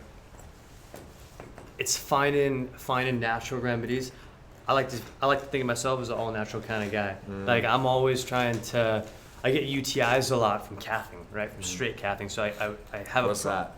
From what is straight caffeine? Yeah. So when you get in a situation, you're paralyzed, you don't have any spinal cord function, you're not able to just piss when you want, right? Yeah. So I can't feel a piss coming on. I'm on a schedule to where every 2 hours I know that I'm gonna have to go to the bathroom. So basically what that is I have this kit, I have to pull it out, wipe down my pecker, cath straight in, all the way down in, and then I fill up essentially a bag. So my bladder will hold 300 cc's of fluid, and then it'll begin to spasm, and then I'll leak. So I have to stay on that schedule. But now by doing that, and then just being out in the world, you can introduce a lot of things, right, into your pecker. So I was traveling a lot, in the wheelchair, flying, and I was in the Dallas, Texas. I was in the Dallas airport, DFW, and I just kind of started. I know my body, dude, and I don't know what I picked up, but I picked up something, and I can tell just by the color of my urine. Like when I'll pee, I'll look at it and I'll be like, yeah, dude, I think I might have some, you know what I mean? I might have a UTI, yeah. So a lot of that's just being on top of that and realizing they want to give you any drug under the book to freaking to get rid of it, right? So you just have to find all these all natural supplements that can really help you. So I found all these all natural things that help me with my UTIs, basically keeping my pecker clean, you know. So did they help more than the doctor's shit did? yeah, but because I had to teach myself about it. Yeah. Because not to be rude, but a lot of these doctors out here where I They're live, selling bullshit. dude, they have no Fuck those fucking doctors. idea. These doctors don't know, Bro. And I mean, don't even get me started on the fucking doctors out here, man. they don't know. And on top of that, they're trying to make money. That's what they're trying to do. The doctors out here are trying to make money. They're trying to sell you the next fucking prescription that the next big pharmaceutical company's been pushing on them. And it's kind of crazy because they're like, man, we really don't want to put you on this, but we're still gonna put you on it. But you know, we don't want to put this on you. We don't want put you on this because it might be addictive, but we're still gonna put you on it anyways. It's gonna be a low dose, but it's just it's a recipe for disaster, dude. So it's like mainly a lot of that walking, rolling, however you're doing it. Just be aware, dude. Be right with yourself. Yeah, exactly. You know? Yeah, absolutely. Yeah, just getting to know yourself, man, is very important. Straight up. It's whether it's in the situation that you're in or even the one that I'm in, it's big for sure. And really knowing yourself, man. Like I still feel like I don't even really know myself. I'm not there yet. Yeah, exactly. Yeah, like I'm working on it. Yeah, I'm a work in progress. Yeah, exactly, man. I don't know, man. Just try to take something in every day. Try to learn something every single fucking day. You know, whether it's just something that your homie's telling you, or you looking something up, or reading a book, or listening to podcasts. You know what I mean? Most definitely, dude. Just like that type of shit. Podcasts always seem to bring me out of a funk if I'm in one. Yeah, Absolutely, man. You know? I really like listening to Brad Lee. Have you ever heard that guy? Uh-uh. He's a fucking gangster. Really? Yeah, you he's should sick. send me I will. some. Yeah, I'd like that. I will. He's cool as hell. I like He's just that. like one of those guys who's just like straight the fuck up. Just I love that. no sugarcoating anything. Mm-hmm. Like Cut it's and hella dry. funny because sometimes he'll get guests on there that try to sugarcoat shit, and he's like, He's like, nah, nah, He's nah, like, nah. fuck that. Yeah, he's like, oh, let me tell you what's really going on here. Mhm. This is why you can't do what you're doing. I'm gonna tell you why right now, and it's not gonna be what you want to hear, but it's gonna be what the fuck you need to hear. You know what I mean? Like that's the type of shit I like. Mhm, You know, mhm. That's Brutal the type honesty, of shit I dude. like. Yeah, Brutal honesty. yeah. Exactly. Well, But, yeah, man, we should probably. Damn, Yeah. we're 3 hours in. fucking heck. We gotta save something for the next one. I know. I could do that. B In that, fucking Brandon Ray made his first main event for Supercross. B-Ray. It's a big deal, dude. I Dude. mean, for those of you that don't know, that's a huge accomplishment, and it's a big thing for NorCal too. He So- looks like Eminem right now. Oh, it's great. It's great. B-Ray. Remember that one, dude? When you were throwing whips all over Billy? That shit was pretty funny, my guy. Yeah, I mean, hey, dude, that's freaking pride of NorCal for. Hey, for B-Ray's this a real week. one, dude. Yeah. And yeah, I'm not gonna lie, man. I was watching that race. I actually videotaped my reaction on my other phone just because I wanted to send it to him, and I had the camera flipped the wrong way, like a dumbass. But dude, I was hyped when I saw that kid fucking Dude, I make think the that- LCQ. I think everyone was screaming in their living Bro, rooms. I was screaming, dude. I was straight up screaming. I was like, "Fuck yeah, B-Ray!" Because, dude, I mean, for some of our audience that doesn't really know that's a win in a lot of racers' books. Just to put it in the main event of a Dude, professional race, that's huge. That's a big That's deal, dude. fucking That's a huge man. freaking deal. And So- especially in it's his first year at Supercross. First year Supercross, yeah. So I mean, he's had Bro. a couple races to get his feet wet and learn. But dude, to be able to do that, here we are. That was round 3. Yeah. Pretty impressive, dude. Watch Really the fuck impressive. out, Christian Craig. If you're planning on staying in the 250s for another 10 years, B-Ray's coming for you, Bubba. We got someone coming for you. Yeah, we got a little competition. It would be cool to see Christian Craig get a good 450 ride at least for 1 year. That'd be cool, On his way man. out, Yeah, I'd like to see Christian definitely hop on a 450. Yeah, let's let the kids kind of have their. Let's Yeah. let the kids have a bit of a. They keep offering him rides though. So Oh, hey, what's man, what's he gonna do? Turn it down? You gotta pounce on it, dude. Yeah. The guy's in the top. He's in the top of his game right now, Yeah, right? So yeah. it's like he's killing it. Hell yeah. He's fucking killing it. I'm a Christian's Christian killing it. Craig fan. It's Yeah, cool. I he's like cool. it. I think he definitely. I think they need to venture the dude off into the Right. 450s. But I think now he should be grandfathered he's into. Okay, crushing. dude. He's crushed the This is 250. Last a night, little bit- it's like, yeah. all right, it's expected at this point that Christian's gonna win every fucking 250 Fuck yeah. race. And then, I mean, dude, last race, dude, freaking gets knocked down, no visor on, ends Yeah. up on the box. I'm like, dude, guy's a savage. He's He's a sav. nuts. Yeah, he's a fucking sav. He's a 2 great dudes rider. on the box Yeah. with no visors. Mm-hmm. I loved it. I The lights know. fast. Oh, it was that other dude, Hunter Lawrence, Yes, too. no visor. no I'm like, visor. who the fuck is that Mike Metzger looking son of a bitch riding It's those these Fox rhythm sections? visors, bro. They're magnetic and they just fucking rip right Oh, off. my God. They don't break no You're more. right, They just huh? You're fall right. off. Yeah. They're magnetic. Yep. Well, hey, That was fucking. I'm satisfied with today's podcast, my no, guy. I'm satisfied too, dude. Yeah. I mean, we're just like I said, we're still getting started with this whole thing, Mhm. and it's kind of new for both of us. But I think, hey, man, we're going over a lot of good stuff, and there's a lot of good guests to be coming on the show. Yeah. A lot of good stuff to go over. Yeah, absolutely, man. I can't wait. I cannot wait. So yeah, we're definitely gonna have to try to link up with somebody next week. Of course, yeah. So we'll hit We're gonna work somebody on. up. Yeah, we might have a little surprise for you guys. See a little surprise We up might in have a here. little surprise Yeah. up in you. Yeah. But big time thank you to Formula Print Co. and our good buddy Nick for letting us run his shop for the night. Yes, sir. And Tossing take- us the He keys. tossed us the keys for the night. So we've been staying out of trouble and having some freaking fun in here. And thank you very much, Nick. Bullshitting. Hell yeah, doing a little bullshitting. It's time to So- pack this last one, huh? Celebratory little bingo. Celebratory binger, eh? Yes, sir. Fuck yeah. So yeah, what Wednesday, Thursday, I mean, middle of the week, we're filming podcast. Yeah, we're gonna just keep working at it, and one of them things is sometimes, we're gonna do our best to be as consistent as possible, Mhm. and to be bringing you guys something, each week, so you'll have something to be viewing and something to be checking out each week, and Absolutely, man. Gives me something to look forward to. Heck Talking yeah. to my friend James every week. like spreading some positivity. Hell yeah. And I keeping can't it wait till going. we start talking about current events, bro. Oh, dude, yeah. Oh my we god. haven't I got can't wait. there yet. We haven't even We haven't got there yet, yet. dude. I can't wait. I can't wait. I'm just gonna be capping on everybody. Fuck Vans, fuck Carhartt, fuck all of you. I'm wearing fucking Dickies and New Balances. Shout out to Chris Io. With no logos on nothing. No logos on nothing. I'm gonna make my own damn pants and shoes at this point. Oh, I mean, I'm probably just gonna say the same damn thing we said last time. I could sit here for fucking 10 hours straight and talk to you, James. Oh no, dude. Some real shit. Likewise, Todd. Yeah, I mean, yeah. Hey, Yeah, I could sit here and chop it up with you all day, but we got to just chop it up in segments. it never gets old. It Yeah, never I gets mean- old. We got plenty more coming. Yeah, for sure. So, yeah, episode 2, chopping it up. I hope you guys enjoyed this stuff. I'm Todd Stanley. This is my co-host, James Monaco. And we are out here, and I can't wait to get number 3 rolling. James, thank you for being Todd. a great co-host and Till a next fucking time, dude. beautiful person. Hell yeah. me And too. I will be seeing you guys next week. And James, I'll be seeing you guys next week. let's do it.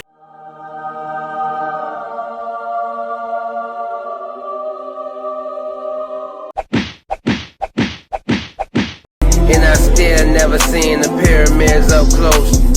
So much more to do, so much room to grow. If your rhyming is timeless, then you're never too old. Though I've been thinking about letting this go.